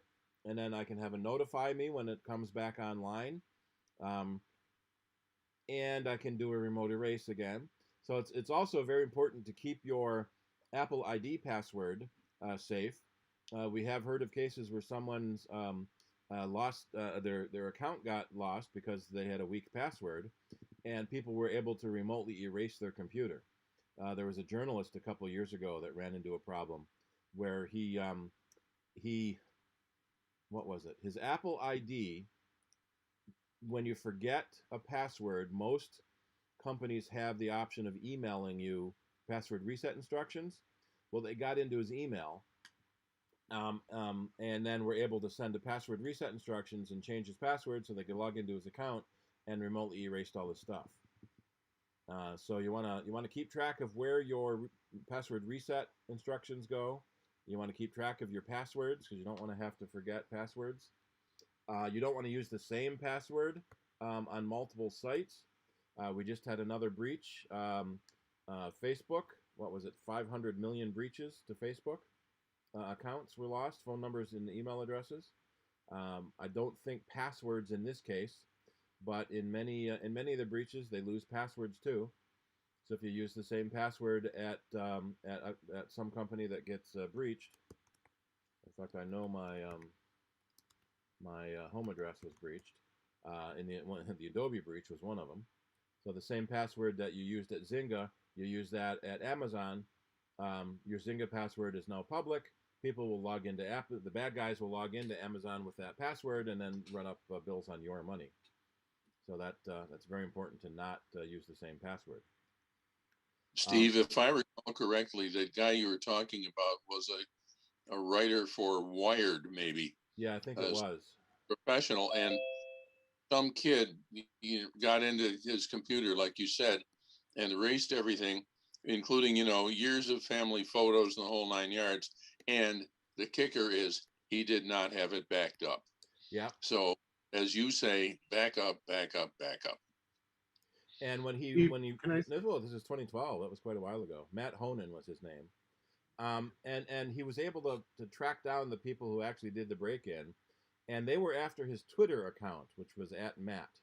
It was a very, very, very low-digit Twitter account, and apparently those are popular. And when he wrote this up, he talked about Amazon and Apple security flaws, and some of it is not really a flaw. It's trying to make up for people who forget their passwords. So if you call Amazon and say, I forgot my password, they're going to try to identify you based on passwords you previously knew. Okay, those have been in a lot of public breaches. They may try to identify you based on a credit card number you have on your account. Well, what Matt was able to find is that someone pretending to be him called up and said, please add this credit card to my account, and they did. They didn't go through a lot of the security things to make sure it was really his account. So then they call back and say, I'm Matt, I forgot my password. Here's the credit card number I used on my account, and they let him in. So it's social engineering for password reset problems, and we would all be a lot safer if there was no way to reset a forgotten password.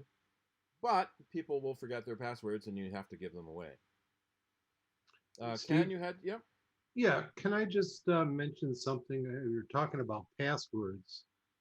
There are two programs for the Mac that are pretty well known. One is LastPass and also 1Password. These are password managers, and I've been using 1Password for many, many years, and I could not tell you one password that I have for any of my accounts because I just click on the link in my 1Password and it automatically goes to the page with my bank. It fills in the password, the username, and I just click, open, and so I don't have to remember any passwords. It will make passwords, secure passwords for you. It will tell you if you have reused passwords. Yep. If you don't have a password manager, I would suggest everybody get one because there's two of them, LastPass and 1Password. Everybody has a password manager called Keychain built into their Mac. We'll show that in a second. Apple added a feature in Safari, a web browser, to store passwords. And yeah, I'm not. So you can see what passwords you have recorded. And if you click on it, it will show you that password, which I'm not going to do here on a public stream. But you also get the warnings that that password was breached. So my Adobe passwords were breached. I haven't updated this Safari yet, so it's telling me other passwords have been breached. And you can go through and find your passwords and see what the password is that you saved. In your utilities folder, you have Keychain access, and this lets you see all your Keychain passwords. When you're in a web browser or you log in somewhere, it asks if you want to save the password, and if you say yes, this is where it goes, in your Keychain. So you can see all of the passwords that you've saved in your Keychain, and then if you want to see what a password is, you can double click on it and click on Show Password, and that will show you what that password is. It will ask you for your computer password in order to prove it's really you, to see what that saved password is. So that's the one password you always have to remember is your computer password. And it will synchronize across your Apple ID. So if we go into System Preferences, under your iCloud settings, you can tell it to synchronize your keychain across your devices. So all of your Apple devices will have that same password list. One of the nice advantages of 1Password and LastPass, and most of the other ones too, is that they will run on other platforms. So if you have an Android phone or you have a Windows PC too, you can use these password managers to work on non-Apple devices. So that's a handy way to do it too. Yeah, if I could just follow up on, like the 1Password I use, not only for logins and passwords, but you can store your credit card information, your bank account information, your driver's licenses. You can actually put a PDF or a picture in there. Yep. passports, memberships, social security numbers, and also software licenses. Yep. You can do So all you that can with have- Apple Keychain too. So And- 1Password has made themselves into a target for hackers. Everybody want to hack into that one, right? It's a Yep. gold Yeah. mine. Well, I mean, it's pretty hard to hack in because, like for example, on my computer, I have the standalone, which they don't sell. They only sell subscriptions now. But if I lose my master password, I'm done. If I forget it, I Yeah. can't get in. They can't get in. The 1Password you have to remember is your master password. Right, and it's the same thing like your computer login. If you forget your password for your login, you have some ways to get around it. But with these password managers, one thing you don't want to lose is your master password. But I've been using it for a number of years, and because it has everything all in one place. I use it on my phone, and it links up automatically. If I change the password, it will change it also on my phone. So everything works, pretty good. One of the neat features that that many of the password managers have is family sharing passwords. So that, say, for a bank account, you could share a password with a spouse and just share that one password. You don't have to share all your passwords like you would with Apple Keychain. We keep waiting for that feature to come to the Keychain or not. So you could have one account that you share with your family members with that one password, and you can set it so they don't even see the password. It's just automatically filled in, but they then have access to that account with that one password. So it's pretty handy, and the ability to generate new passwords. I'm going, if I say I'm going to make a new, let's make a new secure note. Hello there. And this is a note. And I'll add that note in. So now I have another secure note. So now in order to see that note, I need to type in the master password. And so if someone sitting down at my computer doesn't know the master password, they won't be able to see that note. And if I make a new password item, there's a little key icon. So if you're on, if you're on a website and you're setting up a new account, Apple and Safari will recommend a strong password to use, and you can generate password yourself with the little keychain icon. There's different styles of passwords. You can do letters and numbers. You can do just numbers, random, so you have no hope of remembering it. Or if you're in government, you can do FIPS compliant, so that it meets the FIPS needs. And you can increase the number of characters that you want for the password. So it shows you how strong that password is based on how many characters, how many alphabets, uppercase and lowercase. There's a really interesting website, and they have they did a podcast, the Gibson Research Company, on password haystacks, that you can test out the strength of a password. So here, a password. It's only got 26 characters.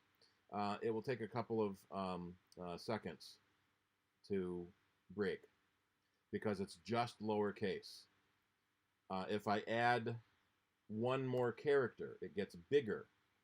And if I add a number, if I add an uppercase, if I add a symbol, so now it's taking trillions of years or centuries in order to crack. Now you may notice this massive cracking scenario where it's only 2 years. That's because the password is a word, and so what the bad guys do in these what are called brute force attacks, where they just try every possible character, they'll feed a dictionary into the password field, so that if your password is a word, then the chances of it being found in a dictionary are very high. Steve, Yep. how does that not run afoul of limitations on the number of times you can try a password? What usually that is the password database is stolen in a breach. It's not actually someone trying passwords in a website. But occasionally you hear about a website that did allow for unlimited numbers of guessing and unlimited speed, and someone was able to break into a website that way. So that's usually what happens is the password database is stolen, and then they have all the time they want to attack it. Steve? Yep. I've had password for some time now, and I originally got it when it wasn't a subscription. I must admit I don't use it that much, but I just decided to hop over to it right quick. And what's curious is that 1,033 people give it a 5 rating, but 703 people give it a 1. I don't know how much faith to put in these ratings sometimes, but I must admit I do look at them sometimes when there's a piece of software that I've never seen before, don't know much about. Are you in the Mac App Store? Yep. Yeah. There's a problem with the rating system. You're right to be skeptical of ratings. Reading what the negative review is important, because quite frequently it's a bug or has nothing to do with the program, and it's a stupid review basically, and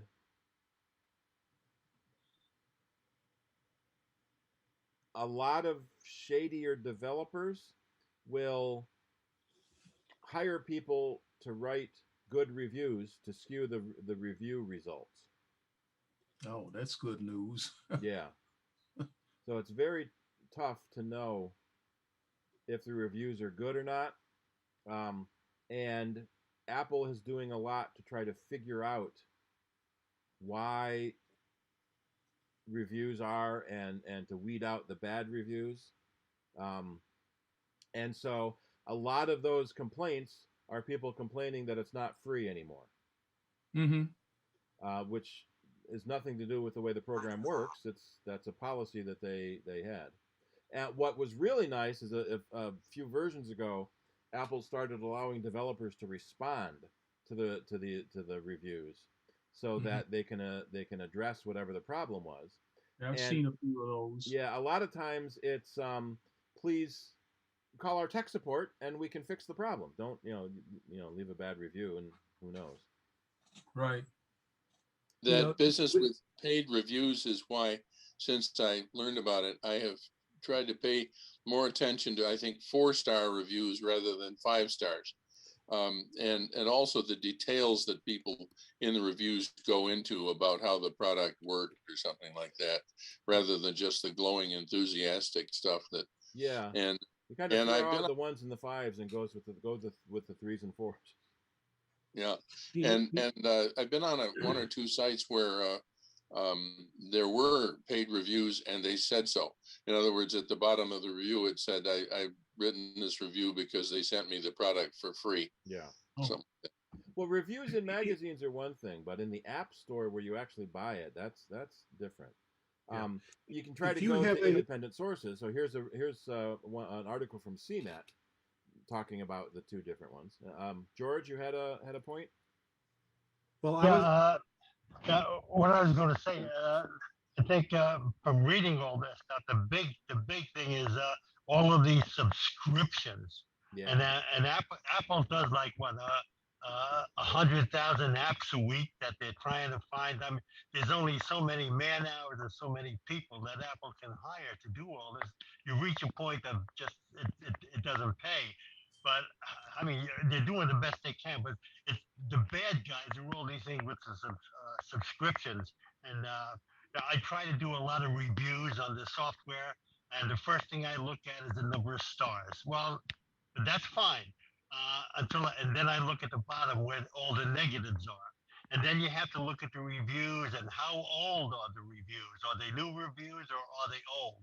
And then look at some of the names of the reviewers. And some of the names of the reviewers, it looks like they just come off of, some hokey program that the reviewer just types anything in. So you have to take it with a grain of salt. But to me, I look at the program, see what it does, and then look at what the subscriptions are. Some of these subscriptions are crazy. They're like $10 a week or $9.95 a week for I mean it's crazy. It's crazy. Yeah, you have You to know, be with really the careful when you're one looking at password, subscriptions. with one password, I think Larry was talking about he had older version that was not a subscription or something like Yeah. I do not. I just have a standalone. I did not upgrade or change it to a subscription, and I still have the same one password 7 as the people who have a subscription, but I paid for it up front, and so I don't have to do that. Now, LastPass just recently I saw they limited their free version because they do have a free version, and I forgot what they did with it, but I think you can only use it on one device. So you can't use it across all your devices unless you go to the next one, the premium one. Okay, yeah, I still have 6.8.8, so it's been around for a while. Yeah, a lot of people will just not upgrade if a subscription service comes out. One of the first things that 1Password subscription did was allow you to sync your passwords with multiple devices, which is becoming a bigger deal now. Back when you only had one computer, it wasn't that big a problem. But now you've got multiple computers, desktops and laptops and phones and pads. You end up with a lot of devices you may need to share your passwords between. That's my problem at home. My wife, one of the grandkids, everybody's got a phone. After a while, it just adds up. Yeah. And so you'd be a target for the family plan, where you can share some of your passwords with some of your people, but not have to share everyone with everybody. Yeah. Yeah. So that's $5 a month for 1Password and $4. So $4 a month for 6 people at LastPass, and $5 a month for 5 people at 1Password. Not bad. Not bad, but yeah. GRC had another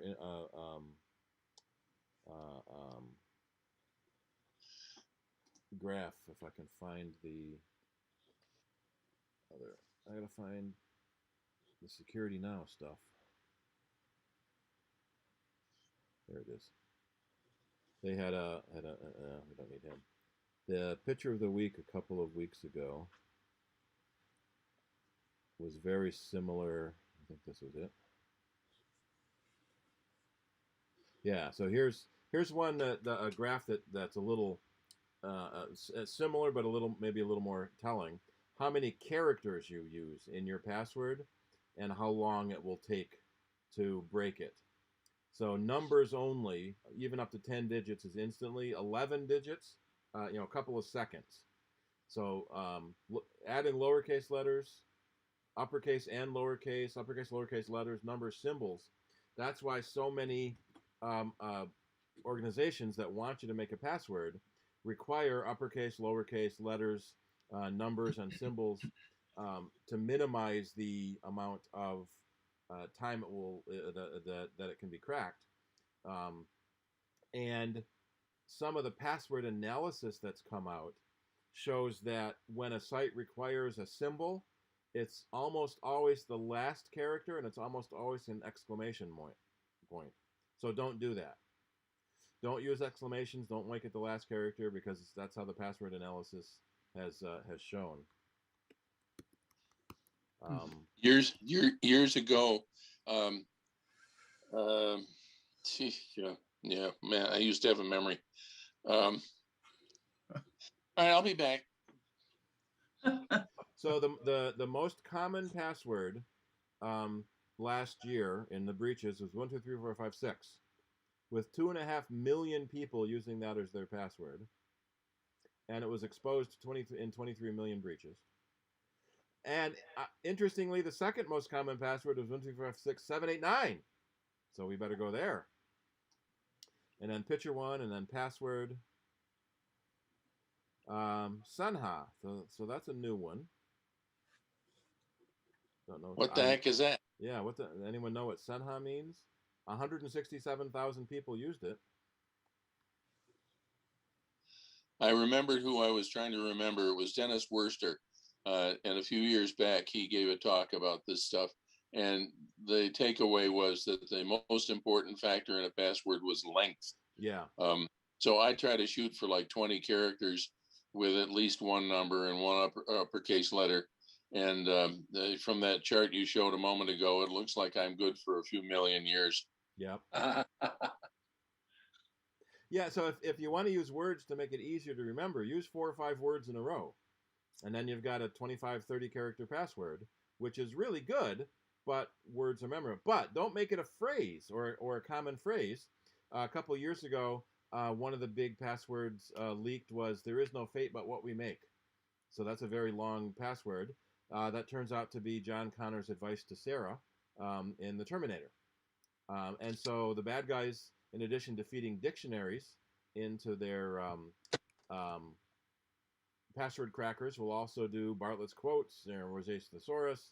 And so if your password is a common phrase, it's going to be caught. Another thing that people do is, like, if you're doing the word, let's say sample, you do S, the @ sign for the A. So if you have an O, you use a 0 instead, or you use different characters in place of in the word that you're trying to spell out. And that's will make it a lot harder for people, even though you're using a word, it's characters interlaced into the word. It makes it harder for people. It makes it easier for hackers. Because they make it harder for you too. Right. The bad guys know you do that, and so they automatically try that. And then the other question is, on this chart, is this just normal computers, or does this include quantum-based computers? Yeah, it's probably just normal computers, because we don't have working examples of any higher bit quantum computers. Although I think somebody announced they had a 4-bit quantum computer working. So it's just checked on the meaning of Senha, and it's Portuguese for password. Yeah. So what's your opinion about Google? Every now and then I'll let Google make a password for me, but get this itch in the back of my head. If somebody ever cracks Google, there goes my password. Well, very similar to the way Safari offers passwords, Chrome has its own password manager too. Yes, you're right, and it has happened. If someone guesses your Google password, they get your Google Mail, which is horrible, and they get all your Google passwords.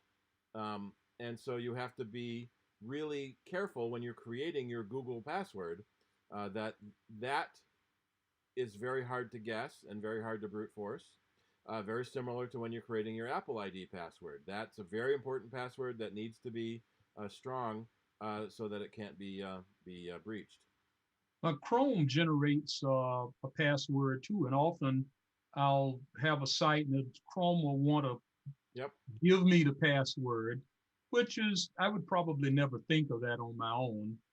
But again, I just get the itch sometimes when some of these big megalopolises create a password and they have it someplace. So I have a habit of trying to write it down and at least know what I did. So yeah, that's a good idea. You have a written password book. A lot of our customers do that. When we upgrade to a new computer, we always tell them to bring their book in, because we set up their mail and we say, "What's your password?" "I don't have one." "Yes, you do."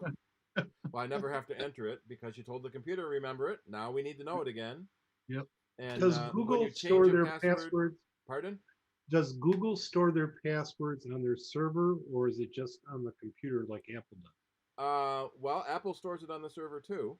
Do they? If with iCloud Keychain, is stored in the cloud, but it's encrypted with your password, so Apple can't read it.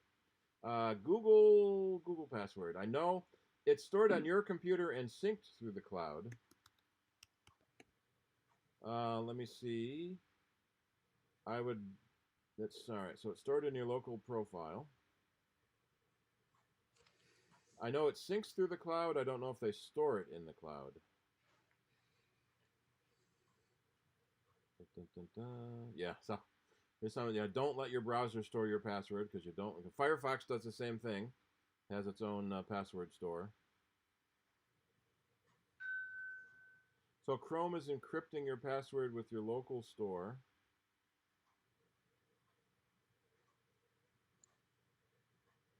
Stored in the keychain.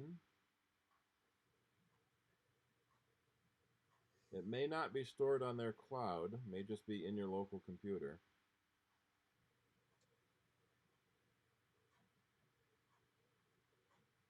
Yeah, it doesn't say offhand. It implies that it's only stored on the local computer. But with Apple iCloud, when you turn on iCloud Keychain to sync between your devices, a copy of your encrypted keychain is stored on Apple servers, so that when you log into a new device or a device wakes up, it checks the keychain to see if something new has been added. But with a written password book, one of the big things to remember is when you change a password, cross off the old one that doesn't work anymore. So many times we're working with customers, and they start at the front of their book, and here's the email password that didn't work. They go through a few more pages. Here's another one that doesn't work, and they go through a few more. Cross off the ones that don't work, please. Or let's start at the end of the book so we can get the most recent ones theoretically. I finally learned that lesson. There was a, let me see if I can find it here. There was a stupid thing I've seen in a lot of stores, but especially on Amazon.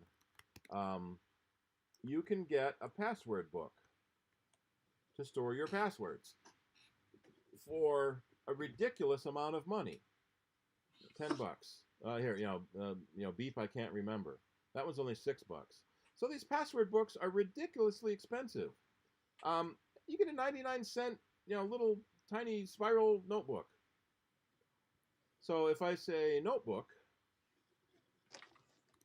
it will be significantly cheaper. No, I don't want. I don't want a notebook. Oop, that's going to be interesting. I don't want a notebook computer. Yeah, here's 8 of them for $9. So for $1 you get a little spiral notebook. But as soon as you put password notebook into it, it ends up costing a fortune. Yeah, I'm What looking about at the one one with now the for lock on it? $18. Yeah. Well, because you want to make sure that when the thief breaks in your house, they see that it's the password notebook. Yeah. Right.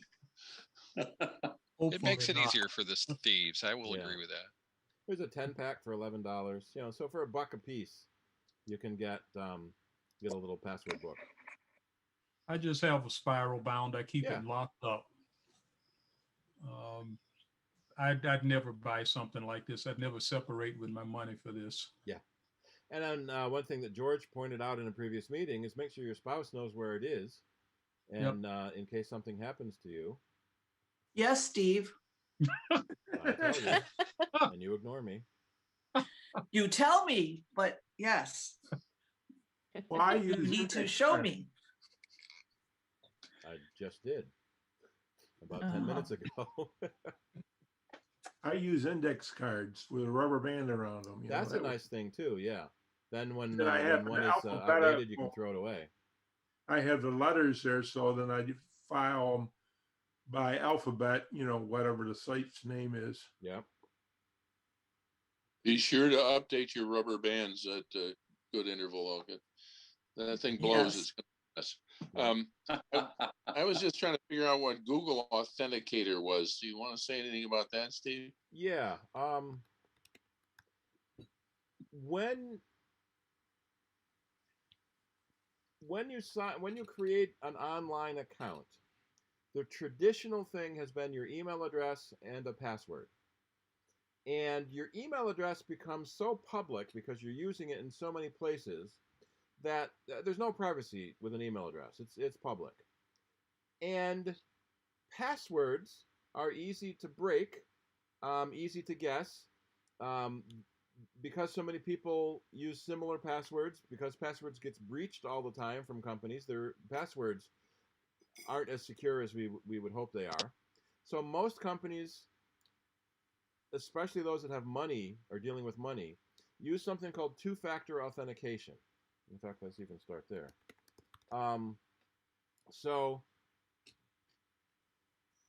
In fact, multi-factor authentication, if you have more than two factors, is something that you have. So your password is something you know, and then you have another factor, which is something you have. In high security research, high security institutions and whatnot, you would actually have a security token, a little USB thing, where you push a button on it and a one-time number is generated, and that has to match up with the timestamp of what you're logging into so that it lets you log in, and someone who knows that number tomorrow can't use it to log in because that was yesterday's number. It changes all the time. And so that's been very common in high security for a while. We're now starting to see biometrics, fingerprint, iris, eye scan, face detection, being a second factor. And what a lot of banks started doing for banking accounts is texting a code to your phone, so that when you log into your bank account, it texts a code. The problem is text messaging is not secure. It's very easy to spoof someone's phone number, to get a copy of their SMS, and so sending text messages is not secure. So several companies put together their own authentication system. Apple has their two-factor authentication. So when you sign into your account, a message pops up on your other devices with a 6-digit code. And that code changes every time. But that only works on Apple devices. So Google Authenticator, Authy is one. Microsoft has their own authenticator. LastPass uses, I think, several authentication things. PayPal used to have their own hardware dongle authenticator, but they gave that up. And so what something like Google Authenticator does is when a company sets up multi-factor authentication on their service, they can use Google Authenticator as the multi-factor authentication. So you can use Google Authenticator on Mac and Android and Windows, so it's cross-platform. And when you go to log in to, say, your bank, the Google Authenticator pops up and says, enter this code. And so you have an app on your phone, which is much more secure than having a text message. In fact, you may be seeing that now because Google has so many services. If you log in to Gmail on a new computer, it may say, open the YouTube app on your phone to get the code. And that goes through Google, encrypted end-to-end, so that it's not an unsecure text message. And so if you're Mac only, you can usually use, or not Mac only, but Apple only, you can usually use Apple's authentication system for most everything. And for other things, we're back to, do you trust Google with their authentication system? They don't keep track of any of the authentication numbers that go by. And they say it's very secure so that you don't have to worry about a number being reused or getting out again. You can use Microsoft Authenticator. We don't have a wiki article on that. Or there's a third-party Authy Authenticator that keeps getting purchased by people. So we don't know how stable they're going to be. So last October, 3.2 billion. So somebody bought it for 2 billion and then 2 years later sold it for 3.2 billion. That's a nice return on investment. Oh, in 2016, it sold for 8 million. So wow. From 8 million to 3 billion. That's a huge return on investment. So it's the Google Authenticator is a way to have multi-factor authentication for better security when you're logging in somewhere, especially something that has money behind it. If your bank does not offer two-factor authentication, you kind of may want to look at a different bank, because they aren't taking security as seriously as they should. If they only offer text messaging, that's also not quite as good. If they don't have an authentication system, that's the one you want, is some sort of authentication, either the Apple Authenticator, Google Authenticator, Microsoft Authenticator. That way, it doesn't go through unsecure channels like the public internet. Steve, if I can interject here, sometimes there are situations where I'm offered the choice between a text to my cell phone or a code via email. Which is the better choice? Neither. Neither are secure. Probably text messaging would be a little more secure than email, but in either case, your texts and your emails could be monitored by someone with enough incentive to do so. So in other words, something that comes from my bank to me through Gmail is not going to be encrypted. Is that it? Well, theoretically, if it's Gmail to Gmail, it's encrypted. But if they're not using Gmail at their end to send the message, then it isn't encrypted. Okay. That's sort of one of the gotchas in all email systems. All of the companies encrypt mail in their own networks. So Google to Google's encrypted, Apple to Apple's encrypted. But once you go from one service to another service, it gets decrypted at some boundary to get from one service to the other service. There are multiple systems being proposed for encrypted email, and some of them are everyone uses one service. So Proton Mail is probably one of the more popular ones, and developed by CERN and MIT. So it's got a lot of brain power behind it. So if everyone uses Proton Mail, then it's encrypted end to end. And we hear that a lot of the whistleblowers will use Proton Mail to send messages to journalists and whatnot. You can encrypt the mail yourself with your own encryption before you send it, but then you have to send the password to them too. So you got to find a secure way to send passwords, which is just a problem.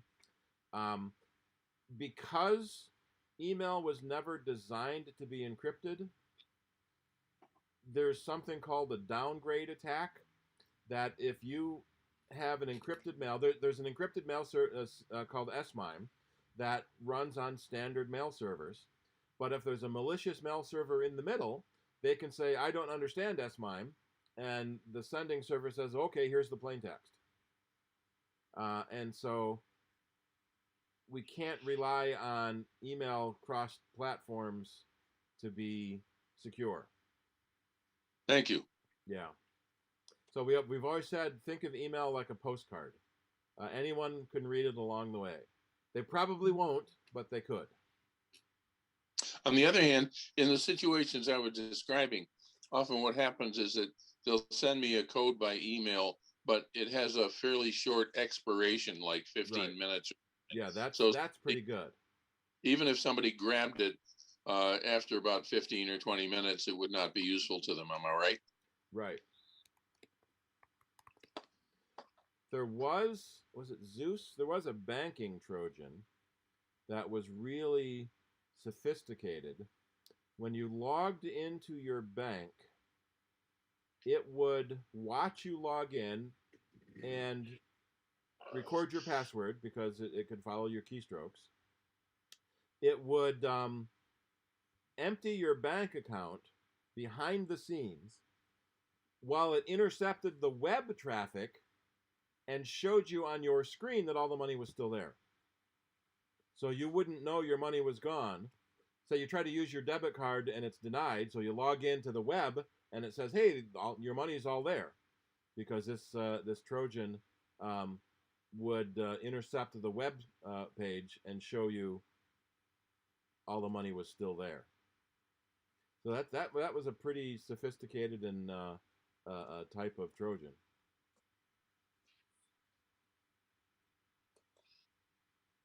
What about PayPal? How safe is PayPal? And if you're going to other websites, should you use PayPal because instead of entering your info in other websites, is it safer, or should you keep it spread out? That's a similar issue with online payments. A lot of services take PayPal. It was one of the first sort of generic payment methods. And Apple has started, with Apple Pay, you can do Apple Pay online and you can do Google Pay online. Generally speaking, it's okay to use PayPal. Then you don't have to manage dozens of different accounts. If you buy stuff at a lot of different places online, you don't want to have to manage each of those accounts separately, and have separate credit card information, or you have the same credit card logged in to multiple sites and that one site gets breached. You got to replace that one credit card. There is a neat, what was the name? I think it's privacy.com. They have a service where you make virtual credit cards and you can lock them to a single retailer. And so you have one credit card that only works on Amazon, and one credit card that only works on eBay, and one credit card that only works at Wegmans. And it's a way of let's see, here's how it works first. It's a way of protecting yourself with security, because when a company gets breached and your credit card is exposed, you have to cancel that credit card for all of the services that you've used it with. So if you say you only use that one credit card with, say, PayPal, then it's a little easier to manage that. But then there's always the the one magazine you forgot about that you stopped getting because that was on that other credit card you forgot that you had put it on. But I've been trying to use Apple Pay, but not a lot of the websites use it yet. One of the things that Apple does is they, like privacy, they generate a random credit card number for every transaction. Not just every website, every transaction. So if that site is breached, they don't get your real credit card. Good. So Steve, are there any other apps you wanted to show us tonight? Yeah, let's look at one more app I had in mind, because we're getting a little up there. So now, Charlie had mentioned one earlier, and called Fing, F-I-N-G, and there's another one I use called Angry IP Scanner. I used that before I found Fing. Fing has versions for the iPhone and iPad, which is handy. But what it does is it scans your network. No, I got to update it, and will tell you what devices are on your network.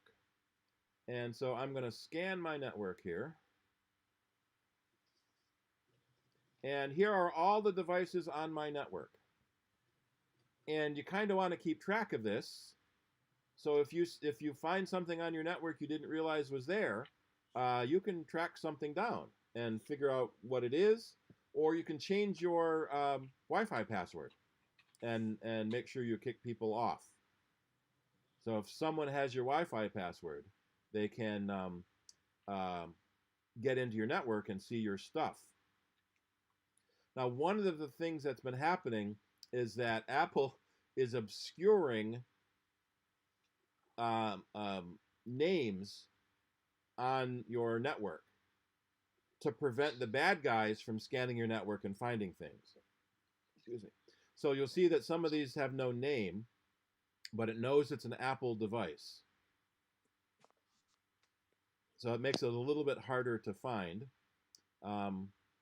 It's a little interesting that I don't see Shirley's iPad on here. I see my computer and my Mini, one on Ethernet and one on Wi-Fi. So one of these Apple devices is probably Shirley's iPad. One of them is the Apple TV. Now this one I don't recognize, so that's probably my smart light bulb that I haven't looked at lately.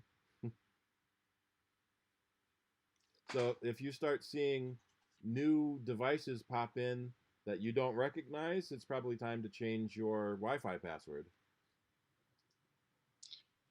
Does your smart light bulb talk to Google Assistant? I have not tied it in. I don't know. I don't know. I haven't looked. It's from Brookstone. It was a gift. In fact, was it a gift from you? A Brookstone smart light bulb? Nope. No, it wasn't for me. I don't want Fring. I want Fing. So we'll download that and we'll see how that looks too. You can tie in your smart devices together, and so they can work through Siri or through Google or through Amazon. And so you can have, instead of having an app for each device, you can control them all through the Apple Home app or the Google app. Let me go to my downloads. Fing is still downloading. So F-I-N-G. I don't know how they got that name. It's prettier than Angry IP Scanner. Angry IP also needs Java installed, which has its own other issues.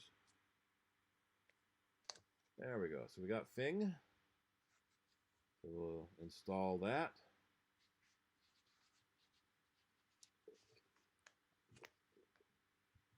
Now, this is one of those that's kind of a preventative thing. You have to run it every now and then so you know what's normal, so that you can see when something is abnormal.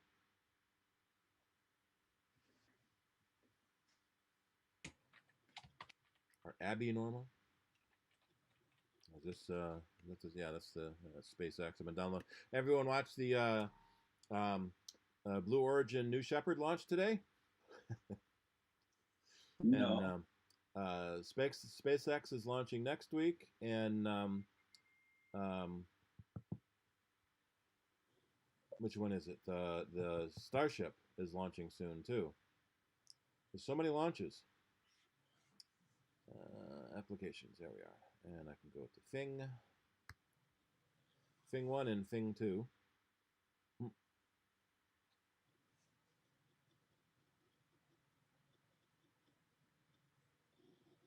I have this on my my computer, but I didn't have it on the CIDER computer yet. Now, this is a thing they added, a security feature they added to Safari a little while ago. When you open an app for the first time, it warns you that this was downloaded from the internet, and it tells you what website it came from. So it's a way to try to help you minimize installing junk, especially fake installers. So all of the fake flash update notices that you get, it wouldn't say it came from Adobe. It would said it would come from someone else. What's really nice is that Flash has been officially discontinued and deleted. So if you ever get a Flash update notice, it's lying, and do not install it. Mm. Most websites have shifted to other better services. If you ever got a notice about that, it was always fake. There were some real notices that would come from Adobe, but it was very hard to tell the real ones from the fake ones. My wife would get the message all the time, and she would download the installer. I said, don't, because it's automatically set to upgrade when there's an update. So what you're getting is a fake notice. All right, now I don't remember my Fing account, so I'm going to jump on my other computer and look in my keychain to see what my Fing password Now, is. the stuff where it says sign in with Google or sign in with Facebook, you never ever want to use those. Well, I would say that's true for Facebook, but I would trust Google a lot more than Facebook. Yeah, but what you're really doing, and there's no way for you to know one way or the other, Yeah. is that you could be giving them the information for your account for Google.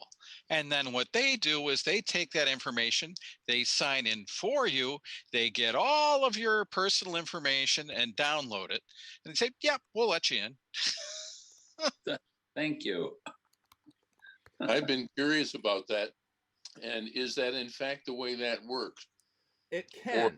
How it's does it- supposed to work is that when you say sign in with Google, it opens up a Google portal. You type in your Google password, and Google says yes to the other site. It's not supposed to give them all the information. But if it's not done right, or it's a malicious site, you never know. Okay. Many services are now using sign in with Apple as well. And what Apple does is they create a fake email address and a really long, strong password for creating that account. And so that can be a lot safer as well. But is that when you first create an account? Yes. So if it's accounts I've already had and they ask me that, I don't know whether I should or not then, right? That's right. If you didn't do it before, then definitely don't do it again. No, I want to see my devices.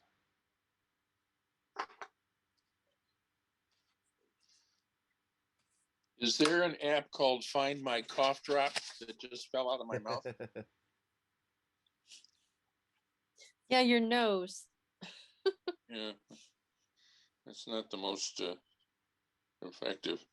But you have to sign into Google to find it. So we can do a speed test where it tests the speed of your internet based on your ISP. So Fing has started adding more convenient network tools. This isn't a very good test of speed because we're doing massive video conferencing on multiple channels.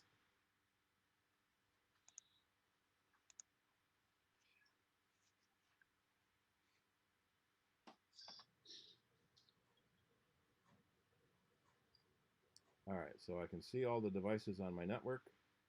And so here they are, all the devices that show on my network. Now this one shows me a little more detail about what that device is. And there's Shirley's iPad. Let me see, I want to see all my devices at once. Yeah, so that expressive is my smart light bulb. So you can keep track of what's there, and if something weird shows up, then as I mentioned, you probably want to change your password. And if your router supports it, Apple routers do, most third-party routers do. In fact, let's go back into utilities. The airport utility, which is used to set up your Apple devices, it has the option to turn on a guest network.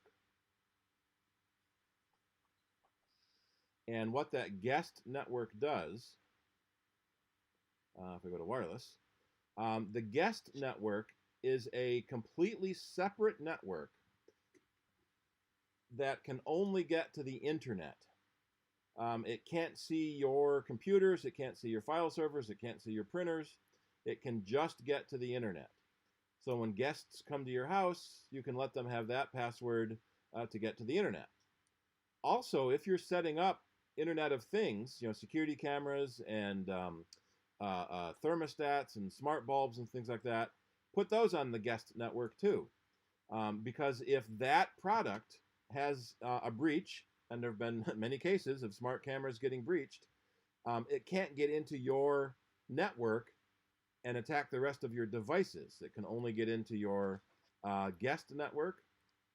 And also in most networks, the guest devices are isolated. So guests cannot talk to each other either. And then you can optionally give your guest network a separate password. Or you have no password on your guest network, so there's plausible deniability. If someone does something bad, it wasn't me, I have a guest network. And so that's something nice to do if you're setting up smart devices. And I didn't do that myself, so I'm going to have to go change that. My light bulb is on my main network. I finally upgraded my network here. Before I did that, I think I was getting, 70 megabits per second or so. And of course, Roadrunner or Spectrum had done the upgrade to, 200. So I was going, there's something wrong here. So I went through and I upgraded my router and I upgraded all the switches. And now I'm getting like 220 megabits per second. Yep. Yeah, Bob Hoy said he ran into that too when he upgraded to Greenlight. His airport N was the bottleneck. Too slow. Yep. Yeah. So that's something to keep in mind, that your router has a maximum speed too, and you want to be able to have that speed. Well, Steve, I have my last question for tonight. How do you deal with cookies? It seems almost every place you go now wants to put cookies on you. Yeah. I've just gotten to the place, no matter how bad I want the information, I just say no. No. One of the problems with that, that's not what I wanted. The Euro network. Every website stores a cookie, multiple cookies usually. The intent was to record what you read so you don't see the same things again, or to remember what ads you clicked on, and we'll show you more ads that are similar. The problem is people have started using cookies to track you, and so the GDPR has a cookie notice. You may have seen it. Every time I go to a new website, it says we use cookies, and you have to say okay. So that way you can't sue them for tracking you because you agreed to it. You have options in Safari and Chrome to block cookies, but you'll often see that many websites stop working if you block the cookie. Right. And in fact, I have a web blocker called Ghostery that tries to block ads, and many websites don't work if I have the ad blocker on. Democrat and Chronicle was one of the big ones, and quite often when no, maybe I already trusted it. Yeah, when you go to that website, it says you have to turn off your ad blocker to see the site. Right. Which I can understand. It's a little tricky because you are looking at the web for free. They have to pay for stuff somehow, and so they do it by advertising. Apple has also started in Safari having this new privacy option where they have a tracker. There we go, and will give you a privacy report on how many trackers Safari blocked. So it's blocking trackers specifically, and letting other cookies and other things through. So that's kind of nice. And show me more. Does it tell me who was? Yeah. So here it shows me who's. Tom's Guide. So a lot of the places I've gone to, I probably wouldn't have minded those websites. And the trackers are all Google and Facebook and Amazon. So yeah, almost every web page you go to will have a Facebook share button on it. So Facebook knows every page you went to, even if you're not logged into Facebook. Even if you don't have a Facebook account, there's something that's been called Facebook shadow accounts, where Facebook knows all about you, even if you don't have an account, because your friends have accounts, and you have gone to web pages that have a little Facebook button on them. And so Facebook knows about you. But I thought if you logged out of Facebook, Facebook couldn't track you. It can't track you by your Facebook account, but it can track you by your web browser, because it sees the Facebook icon on the web browser, and then it sees that same Facebook icon on another web page, and then another web page, and so it can build a conglomeration of you. Just not just not you by name because you're not logged in, but you by your web history. Most websites use Google Analytics to track who comes to the website, because that's how ad marketing works. You know, if we get 1,000 visitors a day, we can't charge much for our ads. If we get 1 million visitors a day, we can charge a lot more for our ads. So almost every website uses Google Analytics. The sort of the more insidious thing comes from DoubleClick, which is an advertising network, and that's how ads are delivered. But DoubleClick is owned by Google. So does Google see those advertising clicks? They say they're separate, but you know, we don't know. Yeah. No privacy anymore. Well, then there's super cookies too, which is kind of worse. You really don't have any control over that. Yeah, they don't use a cookie itself. They use a combination of things. What was it? Panopticlick. It had a new name. The Electronic Frontier Foundation had something called Panopticlick, which sort of tracks how anonymous you think you are, and it will show you how anonymous you are not. The things that they can track are things that were never thought of when the web was being designed. They can track your window size. They can track what fonts you have installed. They can track what plugins you have installed.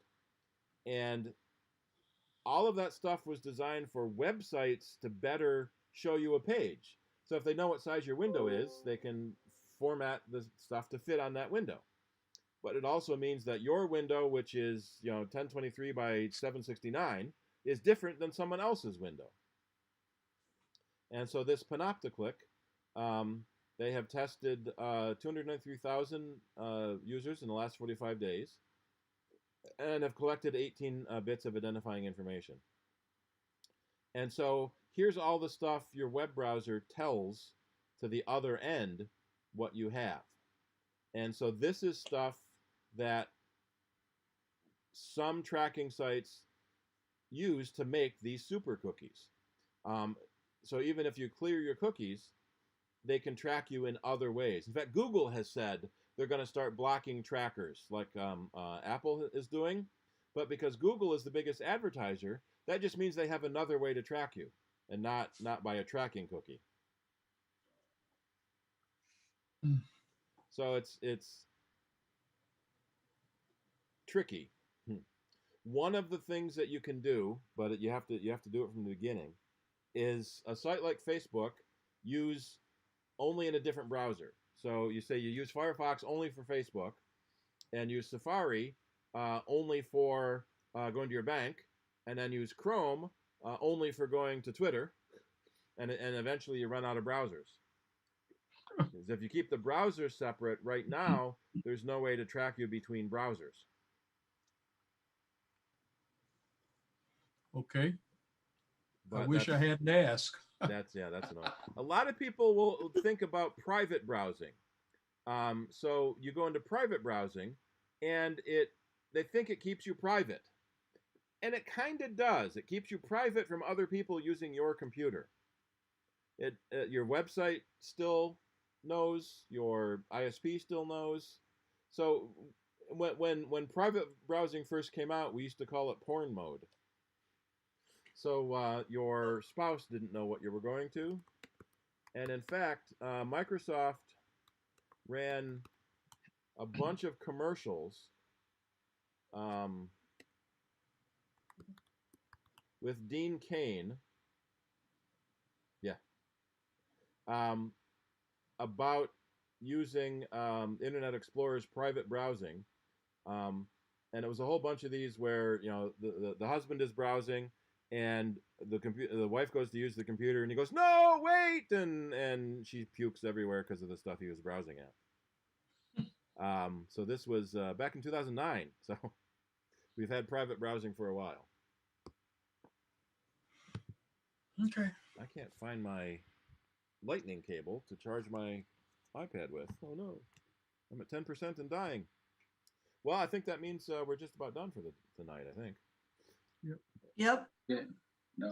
Can I follow up one last time?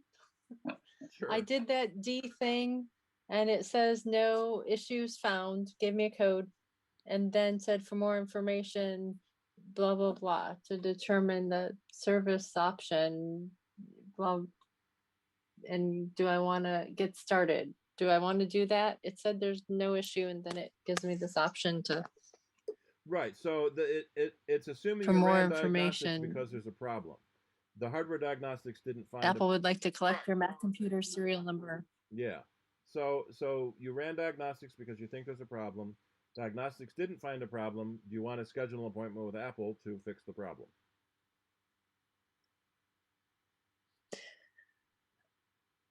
Okay, so So that's going to that's lead me to basically up to setting an you. appointment with Apple. Yeah. Okay. So I could do that on my own anytime. I don't need to do that through this thing. Right. But if you start there, it sends the It's code not leading you to Apple. But if it didn't find any problems, that doesn't really help any. That's always the annoying thing with diagnostics. When a diagnostics pass, but you know there's a problem. So what the hell?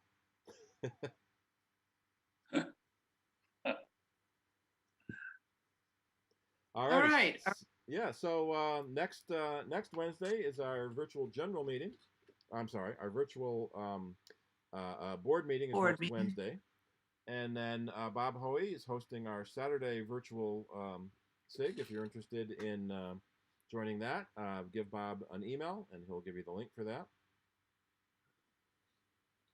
And then, of course, sound bites on Saturdays as well, so you can listen to our show, or my show, I should say. I have too many hats. And you can get your questions answered in between meetings. I miss hats. I wish we could wear hats today. But if you wear a hat, people think you're crazy. So that must mean Rick is crazy. Actually, right now, wearing a hat means you haven't had your hair cut in a while because of COVID. Yep, you got that right. You're seeing a lot of people with long hair.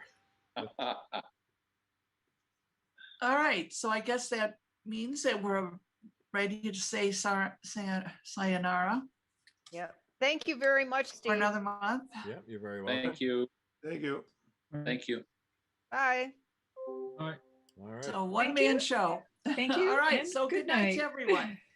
Night. Night. And we'll see all the board members next week. See you later. Okay. Okay, see you then. Good night. Bye. Oh, look at them all go. Ping, ping, ping, ping, ping, ping, ping. Yep. There's two of me. Yeah, because I've got too many windows open. All right. Zoom windows. Good night, Kim. All right. Yep. Good night, Good everyone. night. Where is my end meeting? End meeting. Yay. This one, where is it?